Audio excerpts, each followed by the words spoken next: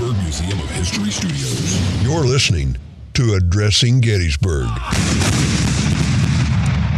Hello, everybody, and welcome to this episode of Addressing Gettysburg's Ask a Gettysburg Guide. And today we are talking with our friend Lewis Trott about the Army of the Potomac from after the Battle of Gettysburg to the end of 1863. Lewis, welcome to the show. Thank you. It's always a pleasure, and I have a fun time. I know that. And in the back, running the cameras and jumping in whenever he feels like it, is our friend Mike Boriski from, of course, the great Civil War Tees. Hello, Mikey. Hello, Matthew. How are you? Excited to transition cameras today. I know, and you're very good at it. So thank you very much for your due diligence. You're welcome, very little. Thank you. Okay, so let's get on with the excitement of today's show. Lewis, the Battle of Gettysburg is won. The Confederates are back over the river into Virginia. The Union Army goes into Virginia as well. Where do they go? They both go down the Shenandoah Valley. The Confederates go up the Shenandoah Valley. Mm-hmm. Union Army goes down the Loudoun Valley. The Union Army's not able to trap the Confederate Army in the Shenandoah Valley. The Third Corps is now under the command of Major General William French. He was in charge of the garrison at Harper's Ferry as the two armies are moving north. So he takes over because Sickles is out of the picture. So, yeah, maybe we should start with that. So at the Battle of Gettysburg, Birney takes over for Sickles. Yes. Right. But Birney doesn't stay in command very long. No. Who else, what other command changes are there after they leave Gettysburg? You are going to have the Second Corps is under the command of Gouverneur Warren because Hancock's been wounded. First Corps, of course, Reynolds gets killed, is under the command of Major General John Newton. So, and then Sykes is still Fifth Corps. Sedgwick is still Sixth. Howard and Major General Slocum are still commanders of their respective corps. Okay. So 11th and 12th. Yes. Respectively. And so they're both coming down these valleys. Loudoun Valley is to the east of the Shenandoah Valley. It's between the Blue Ridge Mountains and the Bull Run Mountains. And it's a race to get to the gaps. If the Union Army can come south fast enough, block the gaps, and bottle Lee's army in the Shenandoah Valley, perhaps they can destroy them there. There's a fight at Manassas Gap. That is going to be the Third Corps under William French. He doesn't act as fast as he could with his troops. They're not able to stop the Confederates. They get control of that gap eventually, but there's a gap further south of that gap that the Confederates are going to flow through. They're going to come back into Virginia. They're going to head towards the area of the Rappahannock River and the Rapidan River. And those two rivers sort of form a V on its side. Mm-hmm. The apex of the V is to the east, and then the two wings come off towards the west, and the distance between them divert. Grows. Yes. Yeah. So both armies come back into Virginia. The Union Army goes to Warrenton. That's where the supply depot is at the time because they have to refit. All this talk about the Confederates needing shoes. Well, the Union Armies just walk the same distance. They need shoes, supplies, horses, equipment. And so both armies they're trying to regroup after this momentous battle that occurred here in Gettysburg. So that's what they're doing. Now, I haven't said that there's other things going on. The draft is starting to take place. Legislation was passed in March of 1863, the Conscription Act, and they're going to implement it now in July. They need replacements for all the wounded soldiers and the casualties that the Union Army incurred from this battle and the overall campaign. So, and then they have a bunch of regiments whose time's up. They're going home. You got to replace these with manpower. So we've got the draft. Of course, I think it's July 11th, the draft riots in New York start. So that's a big thing. And they go on for 4 or 5 days. So with the government has to do something about that. So everything's happening. And some of the units from the Army of the Potomac are going to go to the draft riot, yes, right? Yeah. And I'll reference that here in a second. Oh, sorry. So that's where the two armies are. Lee's army comes south down there, Culpeper Courthouse, that area. Areas that you're familiar with because they've been here before when they started the campaign. They're down by the Rapidan River, excuse me. Pronunciation is not my strong suit. I went to school in Upper Marlboro. But that's where they are, and it's sort of a lull as far as these two armies and fighting each other goes. Okay. So they're both trying to recover. And let me back up how I came upon this subject. After my season ended in October, I start reading on different things, not necessarily Gettysburg-centric. And that's when I expand my reading because I'm not preparing for any specific tours. And I was reading Rufus Dawes' Service with the 6th Wisconsin, and there's something in there that made me think, that's got to be a blow to your morale to go north, win this battle in the land of milk and honey where supplies are abundant. Now, the Union Army's not living off the land, but it's clearly not a desolate land like you've previously been on. If you had to, there'd be something there. Yes. Yeah. And in the case of some of these men, they're hours from home. Yeah. You know, not days. They are hours from their home. Yeah. And I was like, that's got to suck to go back to desolate where they go to Virginia. They don't stay in the valley or anything. Right. They're back down there by these rivers. Yep. And there's nothing there. Yeah. Homes have been burnt. Trees have been chopped down. It's, been fought over numerous times. So that's when I started thinking, I wonder what they're thinking. Because I know what I'd be thinking. This sucks.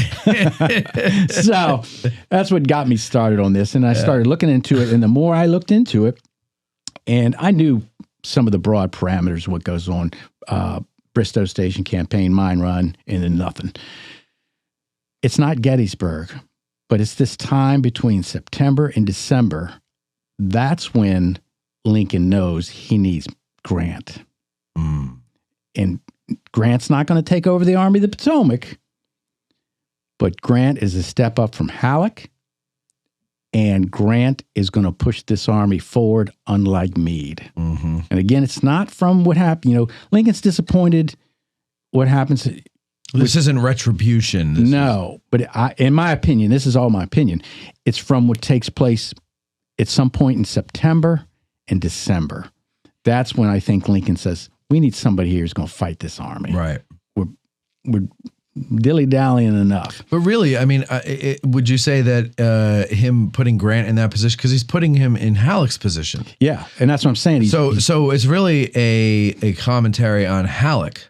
It is, yes.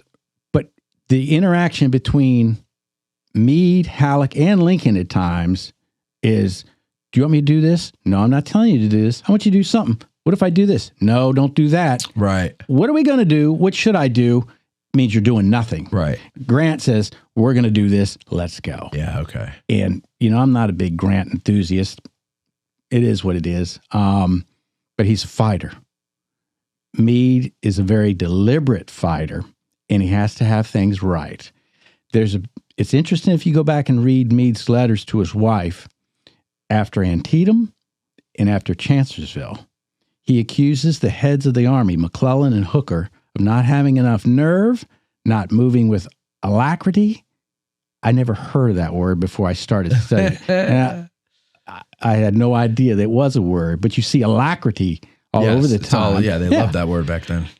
Neither one of those commanders, in Meade's mind, showed that. And then he becomes commander.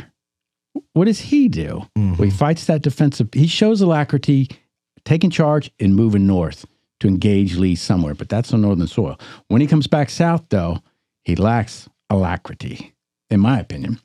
And it's just a bunch of, what should I do? If you don't want me to do this, what do you want me to do? And I'm reading some stuff and it's like, my God, move them and attack. That's what you do. Attack. It's frustrating, 161 years later. Right. It's just frustrating. Why do you got to ask all the time? Mm-hmm. Maybe it's just how things were back then, but I have a feeling, and it's shown, Grant doesn't say, well, they pushed us back out of the wilderness. He says, we're going to stay here and fight it out if it takes all summer. He doesn't give Washington a chance to say, no, you can't do that. We can't supply. He says, this is what we're going to do. Right. Of course, that's music to Lincoln's ears. That's what Lincoln wanted. Because Lincoln knows the math. Right. At one point he says, we got X amount of men, they got X amount of men. We might lose the same amount of men, but simple math tells us they're going to be with, they can't afford to lose the same as we can. Right. We've got more wing. Sad for the soldiers fighting. So again, between that time between September and December, the events that transpire, I think that's what brings Lincoln to bring Grant east, replace Halleck, because Halleck is a diddler. You know, it's Old Brains. Why is he named Old Brains? I mean, a dawdler? Yeah, diddler, dawdler, whatever. Upper Marlboro again.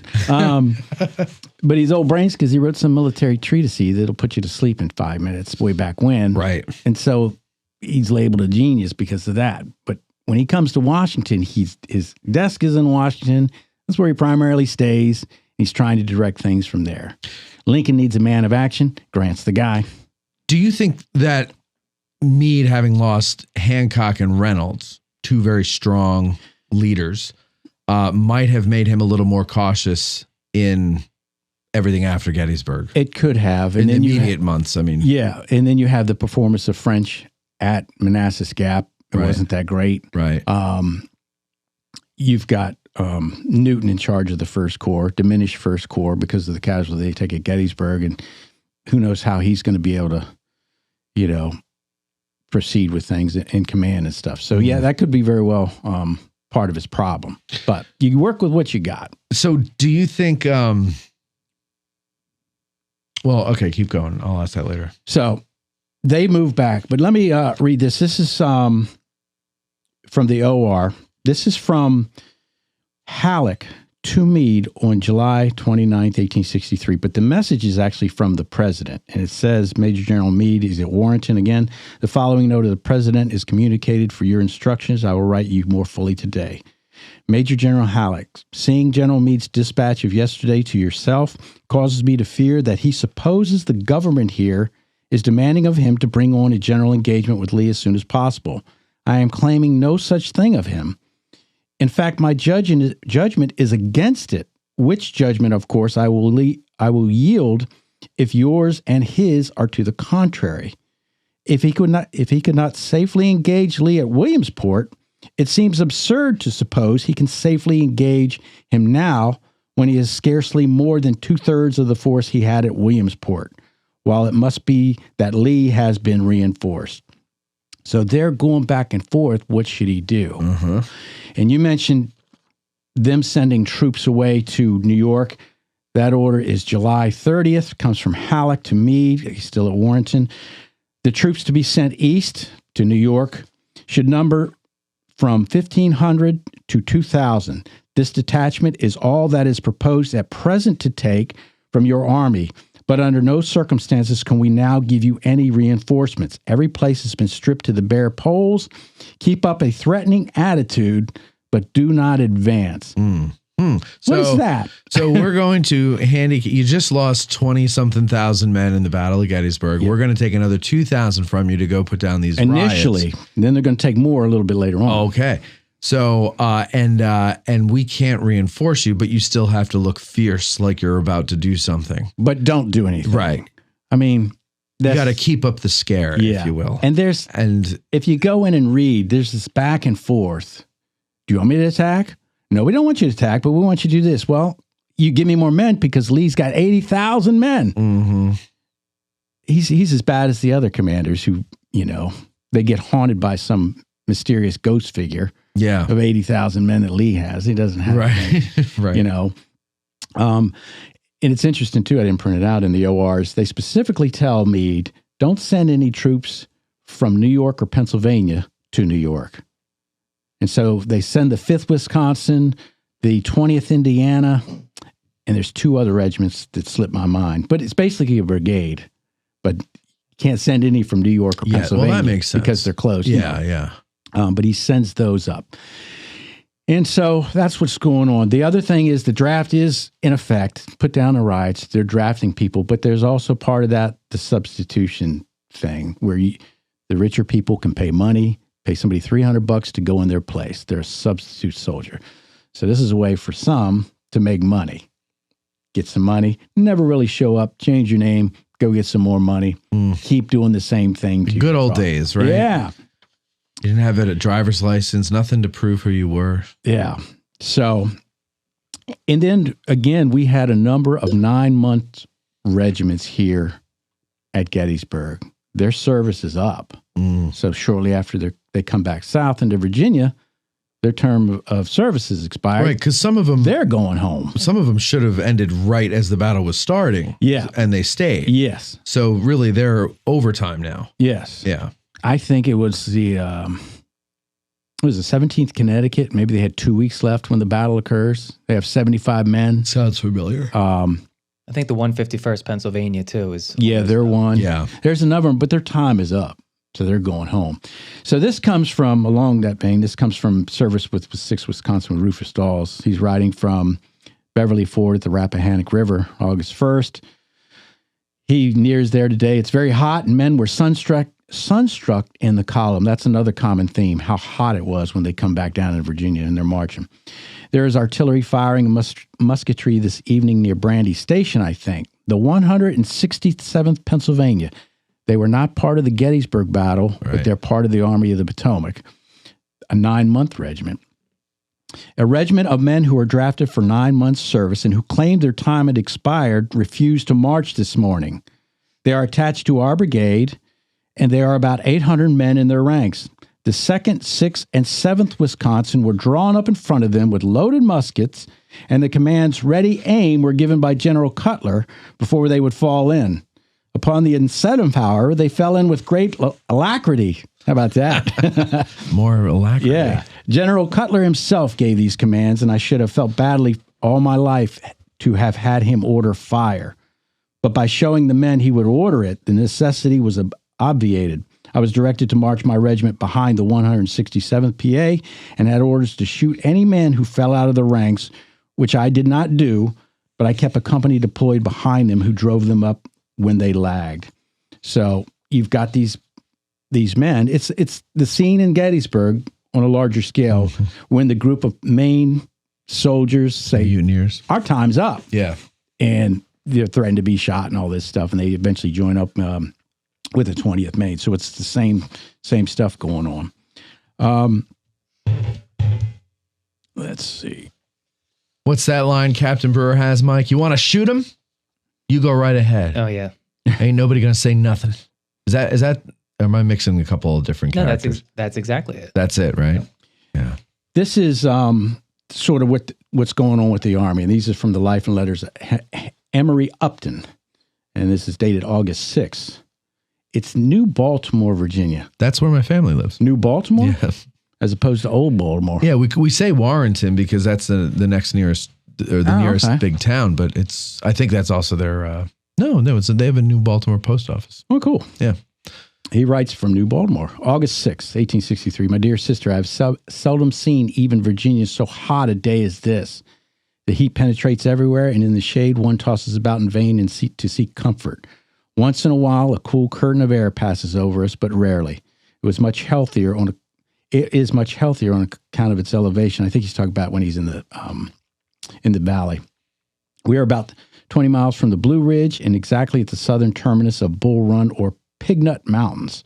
We call them the Bull Run Mountains. The rest of the division is at Warrenton. Both armies seem to have taken the defensive positions and are gathering themselves for the storm that will burst upon them probably in November. I think it decidedly good policy on our part to wait. Our armies at all points should be reinforced so as to far outnumber the enemy. In the next struggle, there ought not to be a possibility of defeat. We have got men enough, and we only have to bring them about. So, other than the heat, Upton is for, and he's in charge of, at this point, the 121st New York Infantry Regiment. He, in his view, let's refit, get enough men back into this army to fill the ranks so the outcome is never in doubt. Mm-hmm. We just need the leadership to bring that about. So it rhymed. Did I? Yeah, I'm pretty good. Let's see. Let's go here. This is August 21st. This is from the history of the 106th Pennsylvania Regiment. On the 20th, and this is August 21st. On the 21st, the whole division was drawn up in line to witness the execution of a member of the 71st Regiment. who was sentenced to be shot for desertion. And on the 28th, 2 others belonging to other regiments of the division were also shot for the same offense. Clearly, Lincoln didn't see these names come across his desk, pardon him. Right. Yet some might well be justified in being absent without leave, if not while in action, as for over 70 days had we been marching day after day with hardly any rest, on short rations, scarcely any clothes, some in our brigade actually marching in their undershirt and drawers, many barefoot or without any apology for a shoe, tramping, as has been said, over 450 miles in mud and rain, heat and dust, night and day. And here we are back again within a short distance from where we started in June. We had fought the greatest battle that was fought throughout the whole world war, severely punished the enemy, and gained a glorious victory at a terrible sacrifice. Yet we are no nearer their capital. They resisted and prevented our advance as they did here at last. Again, we're back in the same hellhole we left, and we should have ended this by now. Yeah. So that's got to be disappointing, like you said before. Like, you just won this big victory on your own turf. There was green grass beneath your feet, you know. Yeah, and you're close to home. It didn't look like the moon. It looked like normal green earth. And then you go back to this hellscape that you just left and have been slogging it out for 2 years. It's gotta be a little demoralizing, right? And, yeah. And you, like, the defeat that you delivered wasn't defeat enough almost. Yeah. You're right. You know what I mean? do we got to do to end this thing? Right. It's like, seriously, after that whooping we just gave you? Like, yeah. you're still... And then, they're talking about the clothing they don't have and the shoes. Again, they're out of shoes too. Apparently, it's the hottest summer ever down in Virginia. They had an issue with global warming back then. Apparently, it hadn't stopped. So what was it? Was it hotter than what they left up here? I mean, we're not that far from Virginia, from that area. That's like an hour and 45 minutes away. Yeah. Driving. Sometimes in the early summer, you get heat, but it's not crazy heat. Right. As the summer goes on into August. Yeah. It's that humidity. Yeah. Just holds it there. Yes. Especially, they're not wearing the modern day lightweight right. clothing. Yeah. So I believe at that point of the year, it is hotter and more humid. I'd imagine that the trick that Virginia plays on the mind when you go and visit it today, that area that we're talking about, is it's lush. There's trees, there's grass. It wasn't there then. No. If you look at pictures from these areas we're talking about at the time, it's just nothing. It's desolate. Like, all the trees have been cut down for various purposes. Buildings burned and tore down. Yeah. I mean, and so there's no relief from the sun. No. I would imagine, I'm no earth scientist, but I imagine that, grass has some cooling effect in trees besides the shade that the trees offer. I don't know. Maybe somebody could correct me on that one there, but I just feel like it just had to be hell. Yeah. Not to mention, and I always go back to this, and I hate to do it, but the what do you call it? The droppings of an army. Oh, the animals, the people, just the stench of the whole place. Yeah. It just had to be miserable. Yeah. Especially when you stop. And then it accumulates because you're sitting still. Yeah. And until the army moves, you can't escape it. No. So it's gross. This is from the History of the 14th Kinetic, published in 1906 by Charles Page. And this talks about the conscripts that they're getting, substitutes, draftees, what have you. Right. He's writing this from Cedar Run, or this is from Cedar Run. Here they remained until August 18th, and these days were filled with varied experiences. While military duties were not so strenuous, there were many trying situations as well as pleasant ones. We'll skip the pleasant one. We're trying to make them seem like miserable. We want them. We want to pity them. And he's talking about these substitutes coming in. While experience proved that many of these men, who were for the most part conscripts and substitutes, did very valiant service and were an honor to the brave old regiment, a large percentage were not only conscripts but nondescripts. Perhaps no occurrence brought this to mind of the original men of the regiment, now reduced to about 80, the great loss they had sustained to battle and disease since their departure from Connecticut, as did the advent of these new recruits. The character of this addition, mostly foreigners from New York City, left little in common between the men. These new men had scant sympathy with the cause for which they were fighting. They lacked the bond of state pride and the tie of companionship, not only by kinship in many instances, comrades, schoolmates of old, but by the experiences of the days and weeks since they entered service. And, you know, I went to basic training 40 years ago. I was in basic training. Wow, good for you. That only means I was old. I was 6. I got to my first duty station in March of 1985. So, yeah, and that was Fort Carson. That's when 4th ID was at Fort Carson before they moved to Fort Hood. Let's see, I was 6. Mike, how old were you? 2? 8, yeah, 2 going on 3. 40 years ago. Wow. We were little kids. I felt like a little kid at times, so. Little kid that could drink. Yeah. Actually, I couldn't. I was 20. Couldn't. You were, I was 20. Yeah. I tried, though. You go through something like basic training, and they do a form of that, their training before they ever leave the state, and they're mustered into service. You go through that, and then this group of men goes through these trials and tribulations. You lose your friends, your comrades, your neighbors from back home. And then you settle down at this point after Gettysburg. You're down in Virginia, this hellhole. And then these new people come along. And there's no sense of esprit de corps. Right. They're just replacements. Yeah. It's hard to build back that bond that you left whatever little town up north that you left. And that deteriorates the esprit de corps of a unit, excuse me.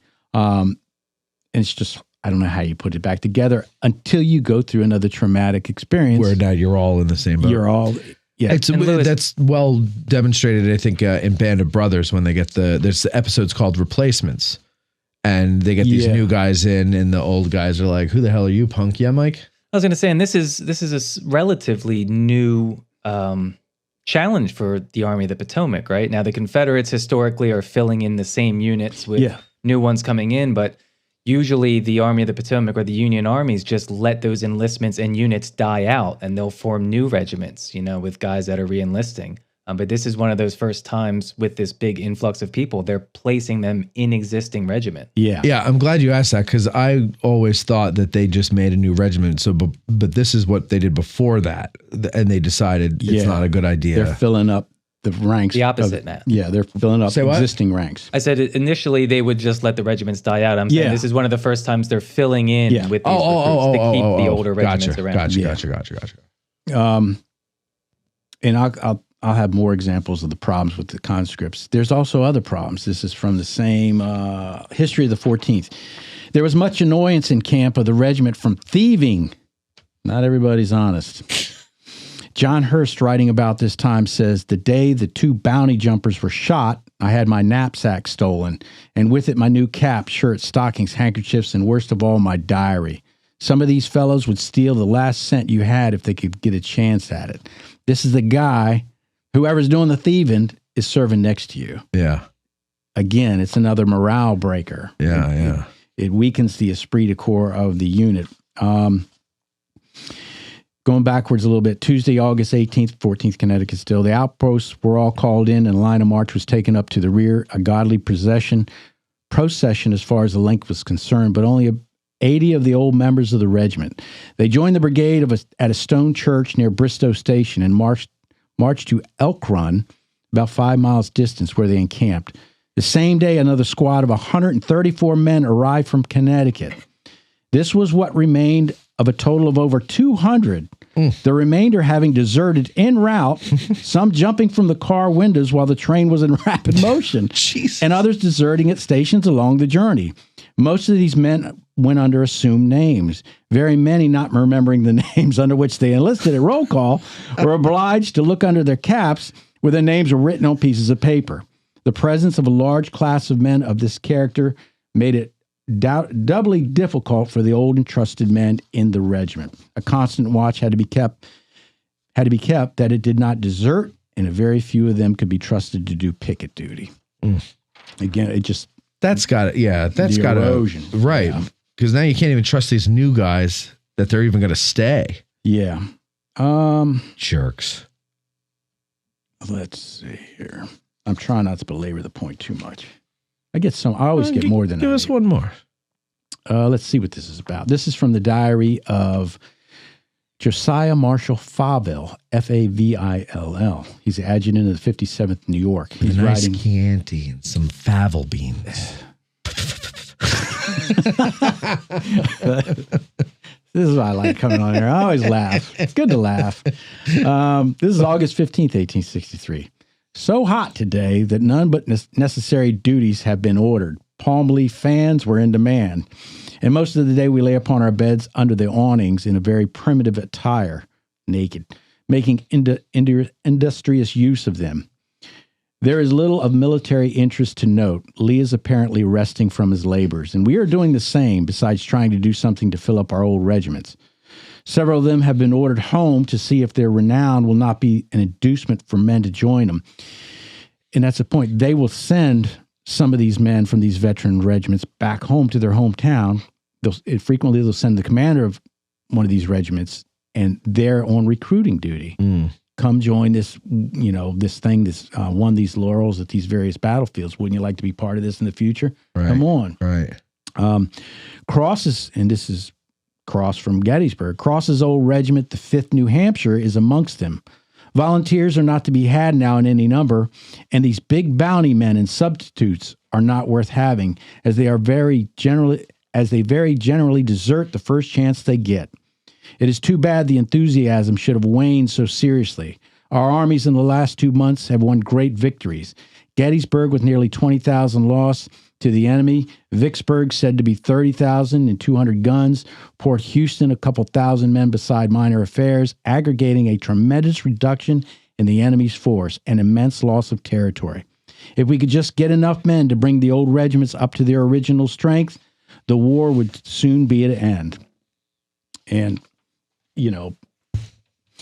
again, it's good to have your regiments back up to strength, but what kind of leadership are you going to get in direction? Because if you don't get the proper leadership, it doesn't matter how many men you have. So it sounds like, though they had this great victory, they are in some serious need, as Six Questions says here in the chat, of some reorganization and refitting. They are. And maybe a little soul searching. Yes. This is from, if you've never read The Life and Letters of Alexander Hayes, that's good reading. Okay. Of course, he's going to die in 1864, but he's here, beating back Pickett's charge, dragging the guidons through the dirt afterwards. Right. Gettysburg. He's writing to his father-in-law, John B. McFadden, on August 10th. He's at Elktown, Virginia. Dear Sir, we have had no fighting for some time, 2 months perhaps, to come. We are receiving conscripts. 50 arrived out of 117 started, and today we are required to send for 160 more. Now is the day and hour to strike the fatal blow. We have not, at least I have, but little confidence in our commander. The science of war has been played out, and we want a man who, under the guidance of common sense, will give us hard knocks, for we can beat them at that if we cannot at strategy. Love to all. Sincerely, Alex. So he's starting to intimate, the first disappointing thoughts about Meade. We're getting all these men. They're not up to quality.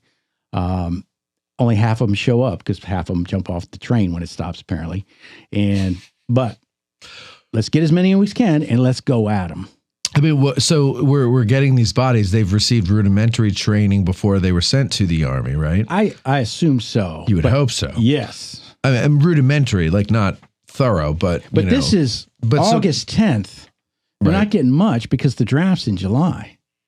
July 11th. So these are all draftees. Riots. These aren't any volunteers? No. Okay. These are conscripts, substitutes, all from Okay, so draft. they can't have much, but which kind of bolsters the point I'm trying to get at is what do they do to assimilate them into the Army better? When they get to the unit, you're going to have that daily drill with them. Okay. And you've got X amount of soldiers who are veterans instead of one guy in the beginning of the war, one guy with some rudimentary military experience trying to teach a bunch of amateurs. Now you've got a core group of men who can train a bigger group more efficiently, I think, in a faster manner too. So that's why there's the normal resentment. I don't know if that's the word, towards replacements that the veterans would have, but the smart veterans would put that aside, and when training is going on, they'd be showing them with a little bit of, there's training by the manual and there's training by experience. Yep, right? Yeah. You know what I'm saying? So they're imparting their wisdom on them. I'm hoping. You would hope so. Yeah, you'd hope so. Right. At some point, you got to get over the resentment. Yeah. Right. They weren't with you in the beginning, but they're here now, and you need them if you ever want to go home again. And in the beginning, you were just as green. Yeah. And then you hope, they're thinking, I'll train him better than I was trained, and maybe more of us will live. Yeah. Well, now you've been in the service. You were over in Desert Storm, right? Yeah. So, I mean, that wasn't a very long operation, so you probably didn't get replacements. We shot them, but we shot the mess out of some stuff. It was a field artillery dream. Yeah. Oh my God. You were in the artillery, for the people who don't know. It was better than sex, man. I gotta tell you. But you can't even see it, what you're doing, we saw it later on because we'd ride by it. You'd go by, see blowed up building, busted up tanks, dead Iraqis. And you'd be like, look what we did. Yeah, they would tell us. The Fire Directional Center is the one that gives you the data. Right. Point your tubes this way and shoot. Yeah, 45 minutes ago, this is what y'all hit as we're going by. Oh, okay. So, no, we didn't. But when I went to Iraq in 2008, I did a year. Oh, that's right. You went back. Yeah. We did get replacements. And it's nowhere, I'm sure, it's nowhere near as tense as what these men in 1863 were experiencing. But and I was one of them. I showed up, and I showed up with 6 other guys. We were outsiders, and it was clear that we were outsiders. Mm-hmm. A couple of weeks later, we're more acclimated and we're involved in things. And then, a couple months later, other people rotate out and more people come in. And now you're the veteran. Yeah. They're the outsiders. And you just look at them and you don't want to be bothered because you wore out, Yeah. But you got to bother. You got to be bothered because you got to get them up to speed so you don't die. Human nature is very weird. We're very clannish and cliquish. We are. Yep. But eventually that wears off the more we're exposed to the new thing, right? When common sense prevails, common sense tells you they're not the enemy. Right. And it's not their fault that they're just now getting here. It's also just exhausting hating someone. Oh, yeah. Right? Yeah. It's just easier to go, well, okay, whatever. I will say this, too. It's exhausting trying to train somebody up. Yeah, I'm sure. Oh, I got to at some points while I'm over there, I hated it. Well, but it's my job. But that's kind of what I was getting at before, where you're trying to give your experience, right? But you weren't taught you experienced the things that made you wise. You weren't taught those things. We were taught by the book. They were taught by the book in the beginning. Right. This is what the manual says. Yeah. It's the Army today. Yeah. The whole train how you fight is bullshit. Well, sure, because then there's the reality of what happens. When contact's made, the plan goes out the window. Exactly. But you're trained by the book. That's all we got. But now you go through a bunch of battles. This is what they're liable to do, and this is how we're going to prevent that and defeat them. Back to Band of Brothers when they're with those replacements, and they're going to jump into Holland, and they're getting ready to go, and Sergeant Randleman goes over to the one recruit who's got everything that he had in training, and he's like, "You don't need this, you don't need that." Yeah. He's just throwing stuff, and he's like, "All right, let's go." And they talk about men in 1863 like that. Yeah, everything they own. And let's see how far you walk with that. Right. So and but that's you don't what know I'm any better. But you don't know any better, and to I would imagine it's frustrating if you're someone who actually does want to teach the new guy, right? If for your own benefit, not even theirs, right? You're not like, I don't want to see this kid get killed. You're just like, I don't want this kid to get me killed. Exactly. So you're going to teach him things that he needs to know, and it must be frustrating, I'm imagining, to try to teach him everything you know, because you can't remember everything you know in 1 second or a couple of minutes or whatever. So you realize like it's going to have to come out as something that you're experiencing together comes up, and you go, no, you don't want to do that. Or, you know what I mean? So it's got to be frustrating to have to deal with. And just, I know I would be frustrated. I would just be like, why don't you know this already? And why can't you figure it out? The other important thing that's really not talked about, you have to have a receptive audience. Yes. Because even back then, ego's not new. No. It's been around forever. Sure, Jesus had a bit of an ego. He just didn't want to admit it. Hey, he's the son of God. I would too. Let's see you turn some stuff into wine, buddy. Yeah. But it goes, I tell everybody that listen, Rob Abbott was my mentor, and he talks to me. But, when I went through the process, he said, you listened. You took what I said. I was very receptive to anything. Right. You have to have a receptive mind when you're training, and pushback's not going to do you any good. It's going to frustrate the trainer, which in turn frustrates the trainee, and nothing really gets accomplished. Right. You're not doing the job to prepare this soldier to go fight the next battle and be successful. Real quick, I know this is about the Army of the Potomac, and we can do one later in more detail about the Army of Northern Virginia. But at this time, is Lee going through the same thing as far as turnover due to desertions or what? That's a good segue into what they're doing, because the same applies to Washington, D.C., the federal government. The Confederate government is worried about Tennessee. Tennessee. Rocky Mountaintop, whatever it's called. What's the song? Rocky Top. Rocky Top, Tennessee. Right. Because they're in danger. The Confederates are in danger of getting pushed out of East Tennessee. If that happens, that opens the doorway to Atlanta, cities down south, and you're behind Lee at this point. You can come up behind Lee. You're in his rear. You're quite a ways away, but it's still opening that back door. And so, Lee is dealing with the same problems of manpower, supplies, and the supply system in the South is nowhere near as efficient or as great as that in the North. Take them from the rear. He said Lee's rear too much. So, they're worried about that, but they're also, again, worried about what's going on in Tennessee. And so, originally, they want Lee. There's ideas floating around to send Lee to Tennessee and take charge from Braxton Bragg. But instead, Lee convinces them, no, let me stay here. And if I have to, I'll give you some troops. We'll send Longstreet. So early September, Longstreet's corps leaves the Army of Northern Virginia and heads to Tennessee. That's a third of Lee's army is gone. Yeah. And who's he got? He's got Ewell and A.P. Hill. Right. You sent your most experienced commander away out there. Now they win the Battle of Chickamauga. I always want to say Chickamauga. It's Chickamauga. Chickamauga. I know. Like I said, I can't pronounce anything to save my life, but I make a concerted effort. There's a John Wayne movie where he says Chickamauga, and it drives me nuts. Yeah, I can't remember which one it is.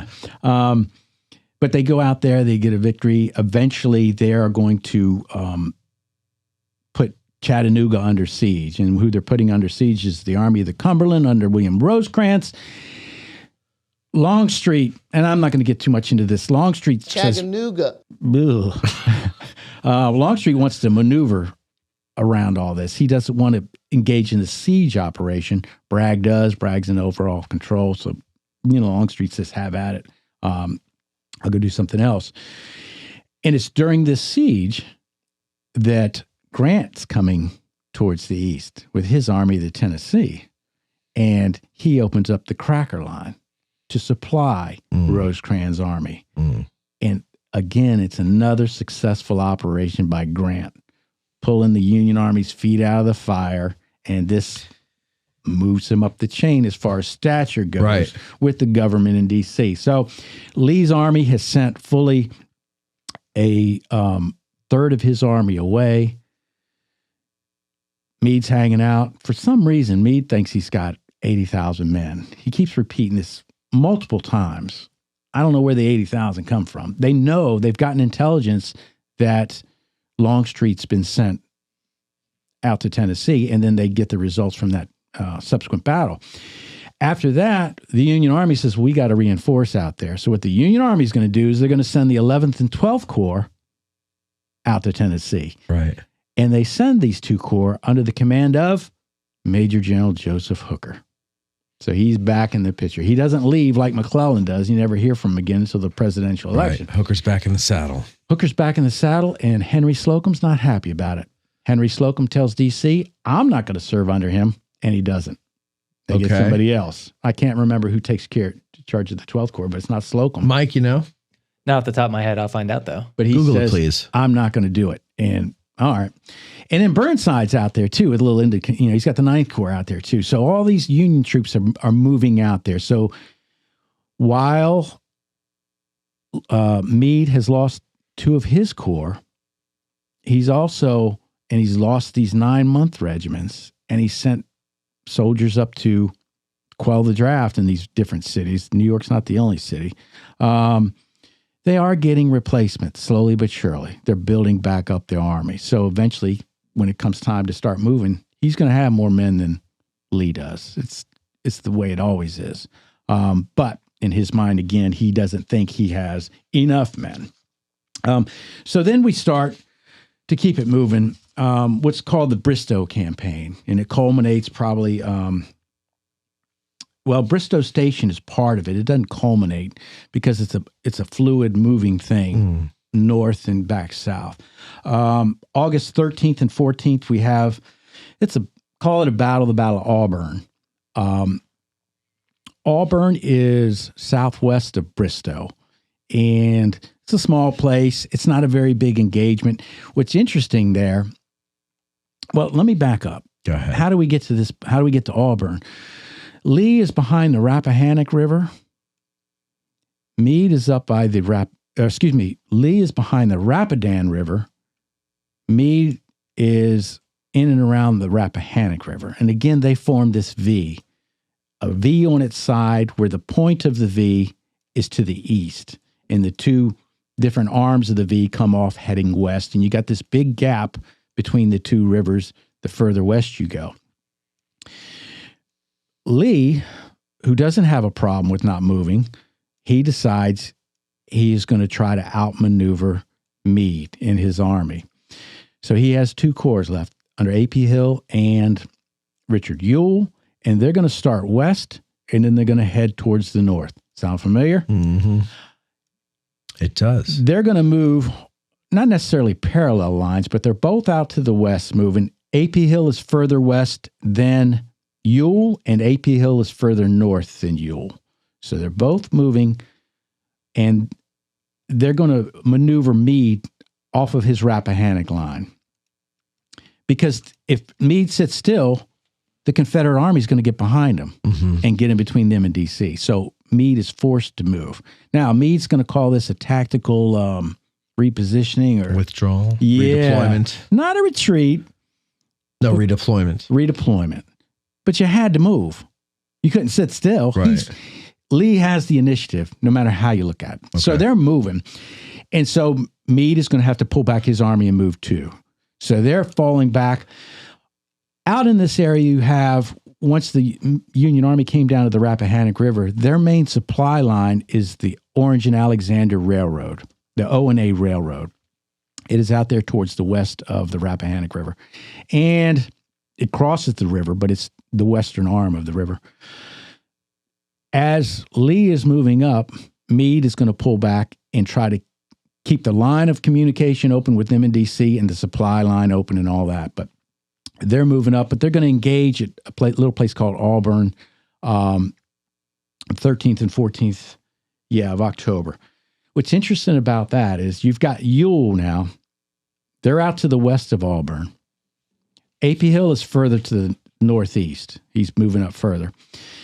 And Stuart somehow gets, and then you have the Union line to the east. Stuart's cavalry command somehow gets trapped on the east side of the Union line. So he's behind the enemy lines, and he's in this little, way I read it, a little valley, very small valley. Like he's got high ground on either side of him, but he can hear the Union Army moving, and he's sort of trapped, and he needs to figure a way out of this. So they spend the night down here in this little culvert or something, and they can't make noise until they can get out of there. So if the Union Army's alerted to this, they could have destroyed Stuart's cavalry right then and there, but they don't know he's down there. So they have this battle here. Stuart gets out of his predicament. Union Army's going to pull back. They're heading to a place. It's to the northeast called Catlet Station, and it's on the way up to Bristoe, which is on the way up to Centerville, which is on the way up to Manassas. They're trying to pull back to this area, all in an effort to keep Lee out there and not behind Union lines. So they pull back. The next big fight is Bristoe Station, and that's on the 14th. The last two corps moving up from Meade's army, the very last corps is the 2nd Corps under Gouverneur Warren. The corps in front of them moving is the 5th Corps under Sykes. And the 5th Corps under Sykes has been told, maintain communication and connection of some sort with the 2nd Corps. Don't move further on until they've maintained a connection with you, and then move. Don't leave them behind, in other words, where they're isolated. Well, that's what Sykes does. They take off and go too fast. They leave Warren's corps behind. Warren's corps is moving up, and they enter the area of Bristoe Station, and there's a big railroad embankment there. Okay. AP Hill's out to the west. It's northwest. AP Hill's vanguard sees them, jubile early. Look what we got. We've got an isolated Union force. Let's attack them and destroy them.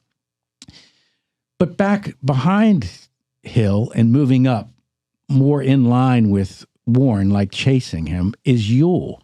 If you wait and allow Ewell to come up, then both of you might have a chance to destroy them.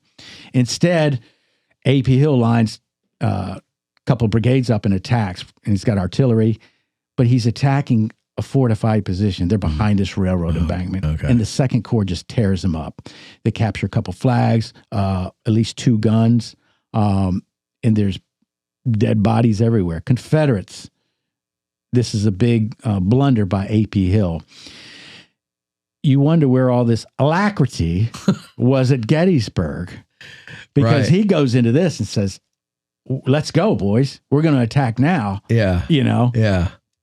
But it's a disaster for AP Hill and for the Confederates. Well, his VD was probably feeling better at I this guess point. so. He had one of those drugs you see in the thousands of pharmaceutical commercials we get now.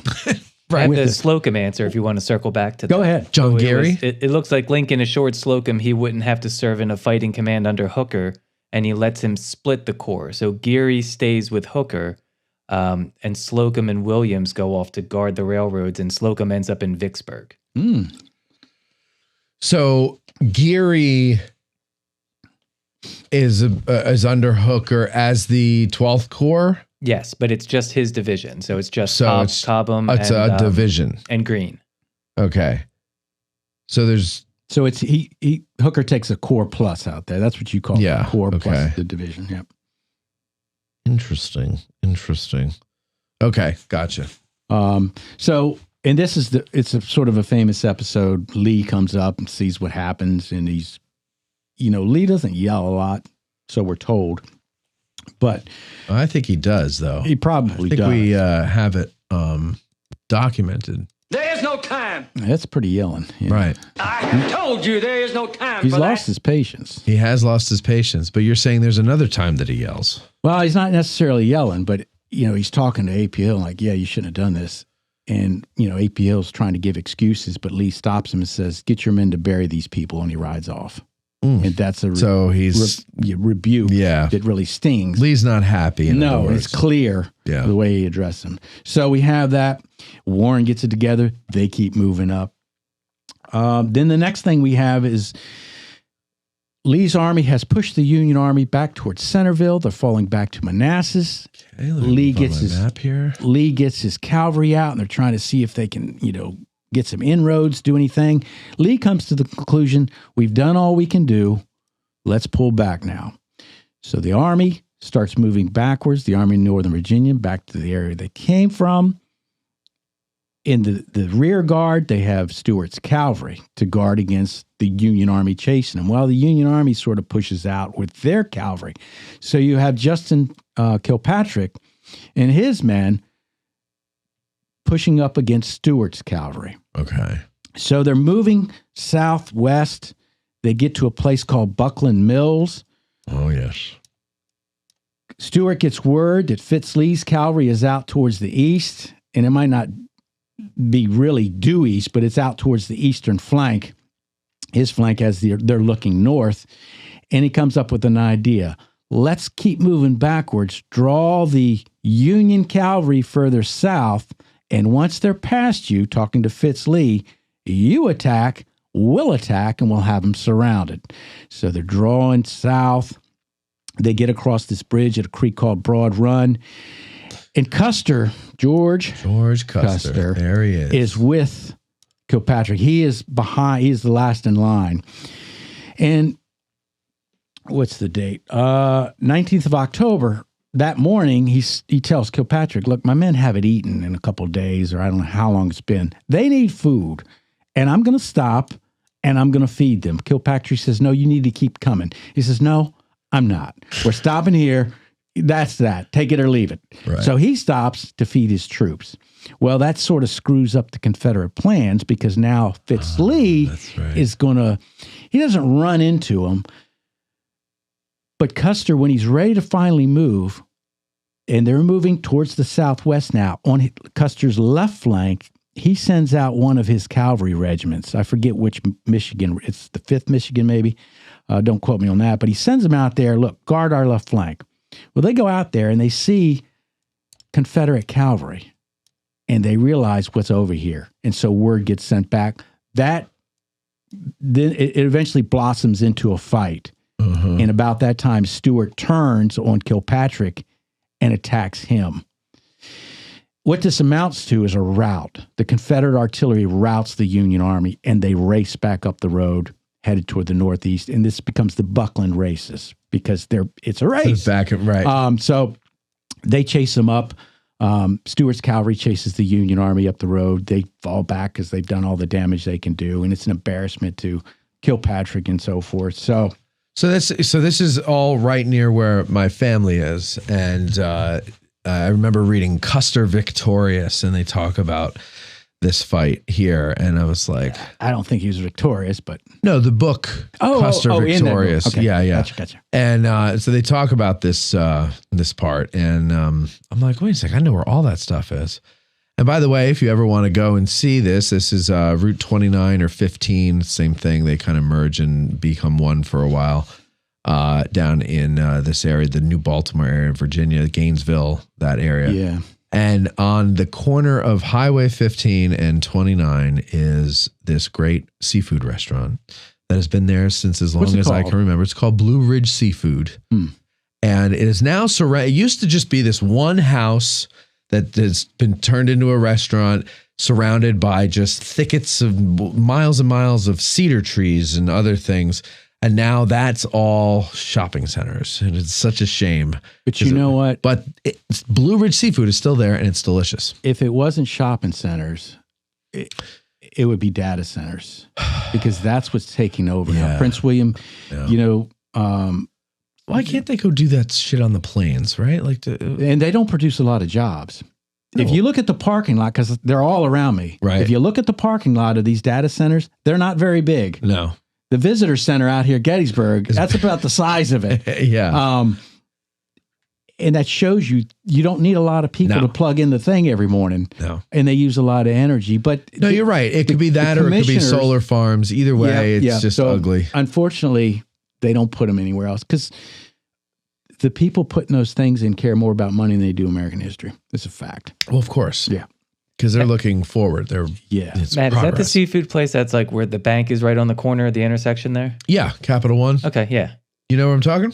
No, I can see it on the computer that you're looking on. You should say, yeah, I've been there many times. I agree with you. It's great. Yeah. All right, so Lee is outmaneuvered Meade. Whatever you call it, Meade fell backwards towards Manassas again. The same old ground they've been in. For a while, a lot of these Union soldiers think, we're going to fight here a third time. Yeah. And they don't want to fight there a third time, because they lost twice before. It's not a good place for them. So, but Lee figures, I've done all I can. I'm going to pull back. And he pulls back to the Rappahannock River in that area. So we got a little bit of a lull now. And so this comes from, again, General Hayes to his father-in-law, John McFadden. This is November 2nd. Dear sir, the first twang of the bugle says it is morning, and now it is rolling across the plain from corps to corps. calling Uncle Sam's boys up for another day's work. It is probable we break camp today to take a new position, perhaps for the winter. As for the prospects of a fight, the indications are small, although it is understood among us that Meade has ordered we must fight. I believe our general's proclivities tend more towards the cowl than the lance. I had to look up cowl. Yes. Cowl is like a hood thing, like Right. monks wearing stuff. Right, yeah. So, Yeah, it's usually something you hear in like medieval movies or something. and we know what a lance is. You fight with a lance, you don't fight with the cowl. I So- thought you were talking about a member of the Backstreet Boys. Oh, I don't know about all that. You lost me. I was with you at the seafood restaurant, but you lost me. Speaking of seafood, that's Lance's last name, isn't it? Bass. It's Lance Seafood? Lance Seafood. Lance Seafood. All right, let's see. See, I'm not going to get to all this just cause. That's all right. I mean, you know. But I do this on our outside tours and stuff. Bring much more than I ever need.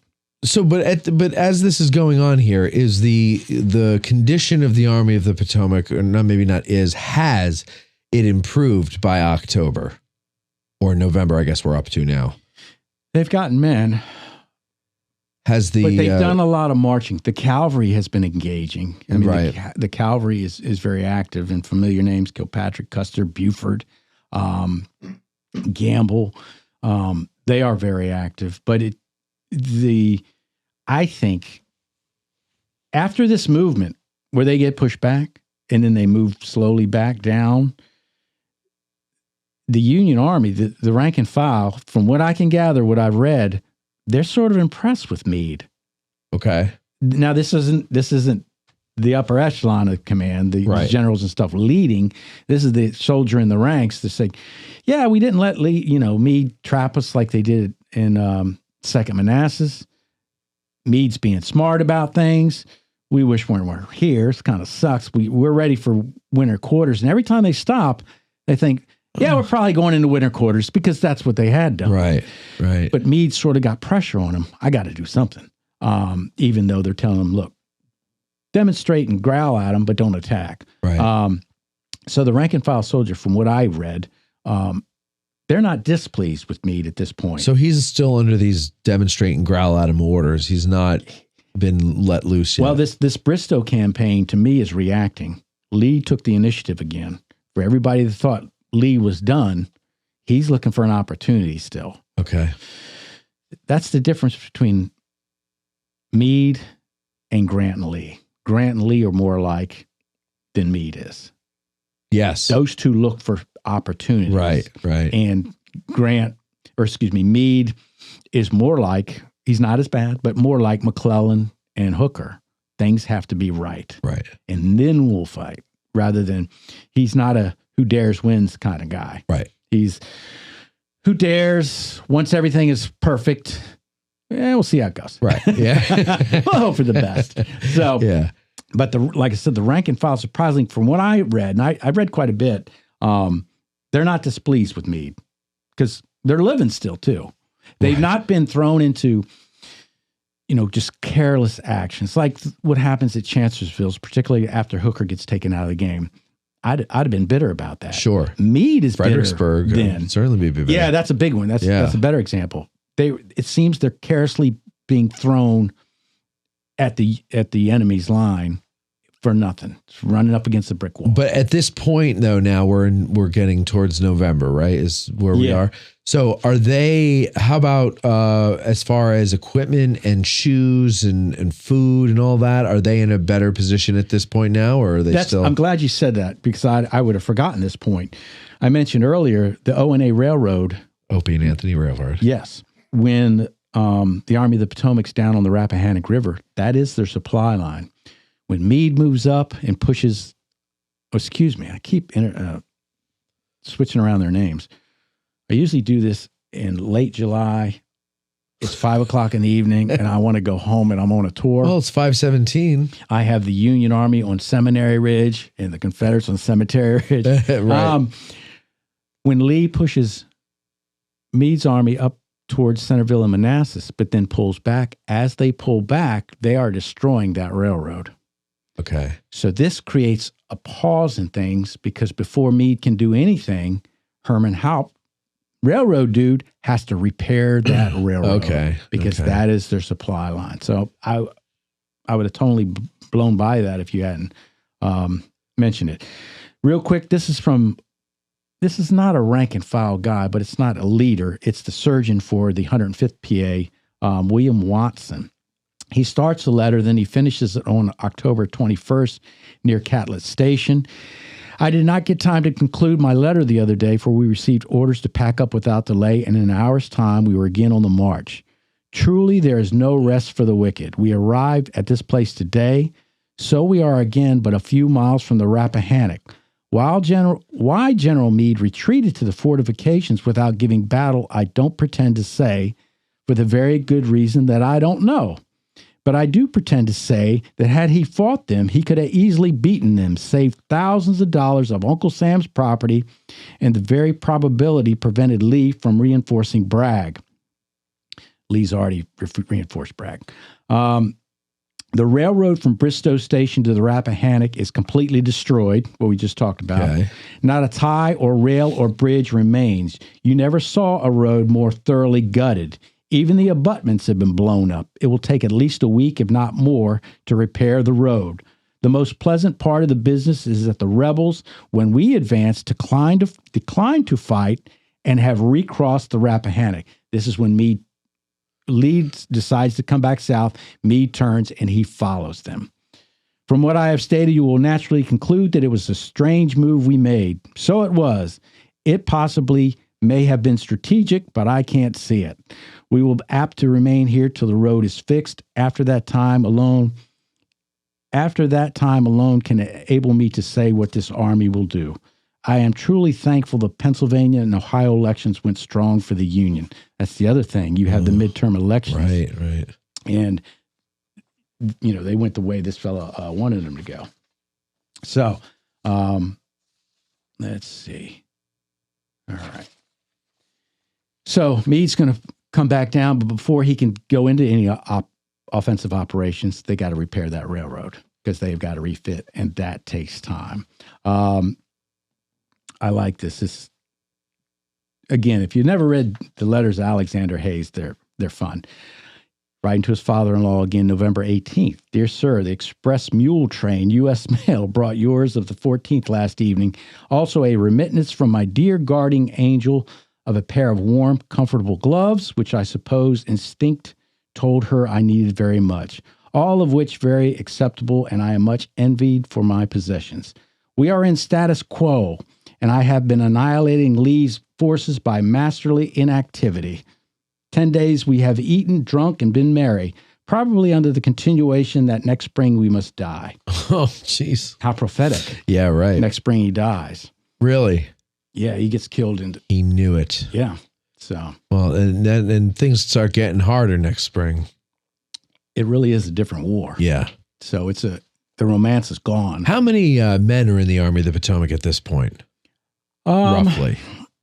I am not sure. Because they've received recruits. They've received recruits. They've built them back up their ranks. They outnumber. Lee probably has 50,000, 60 at most. Probably not that much because a third's still gone. Longstreet's gone. Right. So it's probably between 40 and 50,000. I'd have to say that the Union Army is close to doubling that. They've got a lot of men. It's amazing. Goes to show you don't need a lot to be effective. Yeah. Right? Yeah. That's the thing. That's the difference between Grant and Meade. Like I knew a guy who died a millionaire. He never made $100,000 a year in his life, but he was smart with his money and he made it work for him. Oh yeah. I tell you can do a lot with a little. Yeah. I tell my kids all the time, if you do what I tell you, which you won't because no kids listen, you could be a millionaire when you're my age. Yeah. Oh, I know. You're not going to do it. I know. It's just a matter of getting out of the here and now and thinking about the future. Yeah. For whatever reason, and this is a difference between Grant and Meade, Lee is in Grant's head. Lee never gets in Lee is in Meade's head. Lee never gets in Grant's head because they haven't faced each other until 1864. Right. Now, again, not to get sidetracked, I think those two men are pretty equal, though. There's only one time Grant outguesses Lee, and that's when he gets to Vicksburg. Mm-hmm. Not Vicksburg. I'm all over the place. Right. Petersburg. Lee doesn't anticipate that in time. All these other moves he anticipates, and he beats Grant to a spot. Right. You have these big eruptions. But Lee is in Meade's head because that's who he's been fighting, over a year now. Sure. And so, and that's the other thing is he's, whether he's Army commander or a Corps commander or a division commander, like Lee has been beating them. Yeah. And he beat him once, but he probably feels like we just got away by the skin of our teeth on that. Yeah. Because they gave as good as they got, both sides in the Battle of Gettysburg. Yep. They're both walking away hurt really bad. So he knows Lee firsthand, whereas Grant's coming in knowing him by reputation. Never faced him on a battlefield. Yeah. And he's, why are y'all scared of him? Mm-hmm. He's just a man, puts his boots on like we do. Right. But he's no Braxton Bragg. Right. So there is merit to say, we got to be cautious against this guy. But Grant's a different one too. He is a different guy.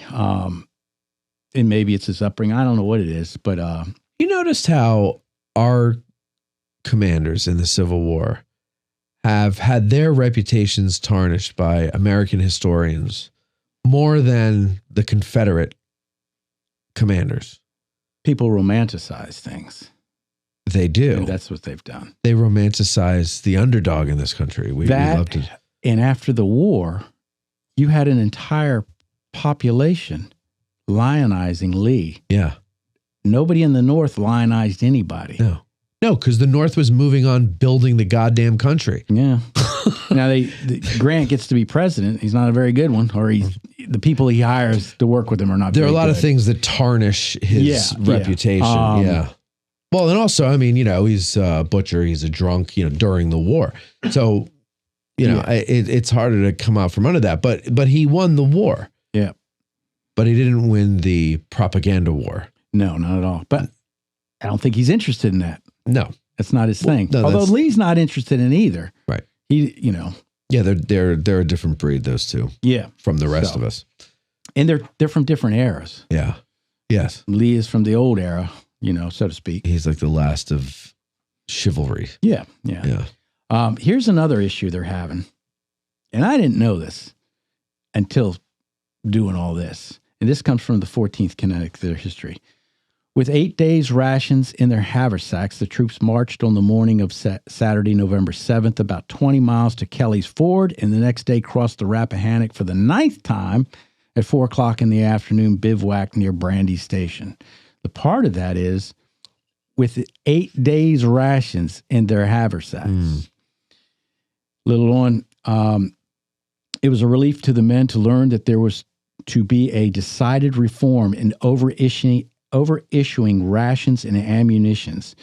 Dunn Brown has this to say on this point. I am greatly encouraged, more reconciled to not being Commander-in-Chief of the Armies of America than I have been for a long time, for there are actually some glimmerings of sense beginning to be perceptible, even in the management of our War Department. An order has come down, I am informed, by a credible witness who has actually seen it, has actually come down, and it is to take effect immediately that the men are not to be compelled to carry in their haversacks henceforth more than 5 days' rations at one time. I had utterly despaired of the thing, had seen the 8 days, the 10 days, and in one or two instances the 11 days of mule burden piled on men's backs over and over again, cruelly, wastefully, and usefully, never once accomplishing purpose, never in any single instance lasting over 6 days. So I had concluded that the administration was in some way politically committed to the arrangement, and that I might unintentionally be committing high copperheadism by grumbling about it. And what they're talking about is early in the war, when they're about to move, you hear frequently cook and pack 3 days. 3 days, yeah. Here, you see it a lot. We've been told to pack 8 days ration, and they're given extra ammunition. You've got to carry that. And so there's actually an order. It's in the ORs, not the 3 that we concentrate on, but you got to read beyond that. There's a lot of stuff that men will not be compelled to carry. I forget the cap they put on it, but it's far below 8 days rations and only 40 rounds of ammunition from now on. Okay. Because one of the big things with these armies throughout the war is getting them in position to attack at the right time at the right place. That takes time. If you put this burden on their backs, they move slower. Yeah. It takes more time. Your army's less effective. Yeah, you're weighing them down. That's another one of these things that I came across several times.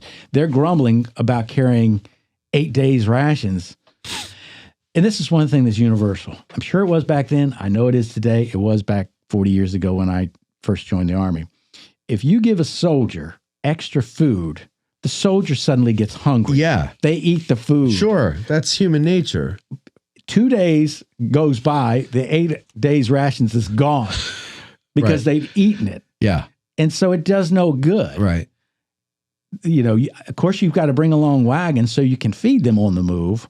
Okay, that's a logistics problem. Get your S4 off their rear ends to do their job. But back then, they're making them carry it. Yeah. So, and they're going to be hungry. Sure. Because that thought's in their mind. Well, and I know I have it. I got some chow in my bag. Sure. And especially when if your experience in the Army has been where you've gone days without food, you're going to gorge. After packing 3 days rations and food doesn't come to you for another 2 or 3 days after that. Yeah. You're going to be like, oh man, I'm living like a king now. We didn't have this a year ago, boys. Ha ha ha ha ha. And then you eat it all up and yeah. But I just found it really interesting that it had to come down from Halleck, the War Department. Soldiers will no longer be required to carry this amount of chow and this amount of rounds. Right. The rounds you can't do anything about. You can't eat them. No, and they're the ones that weigh down considerably. Yeah. And usually previous to this, they were issued when battle was imminent because it saves time. But battle's imminent. You're just not maneuvering like they are here. Right. So speaking of maneuvering, let's push it along. Everything comes south. The Confederates are down below the Rappahannock River, except at this railroad where the O&A Railroad crosses the Rappahannock, called Rappahannock Station. They have an outpost on the north side of the river. Now Meade's army is moving down. He comes up with this plan. We're going to get across the river in 2 different spots. Kelly's Ford, more towards the east, and Rappahannock Station. The 6th Corps is out here towards the west at Rappahannock Station. You got the 6th Corps and the 5th Corps under the overall command of John Sedgwick, Uncle John. And then we have, at Kelly's Ford, we have the 3rd Corps with William French. We'll give you the 2nd Corps.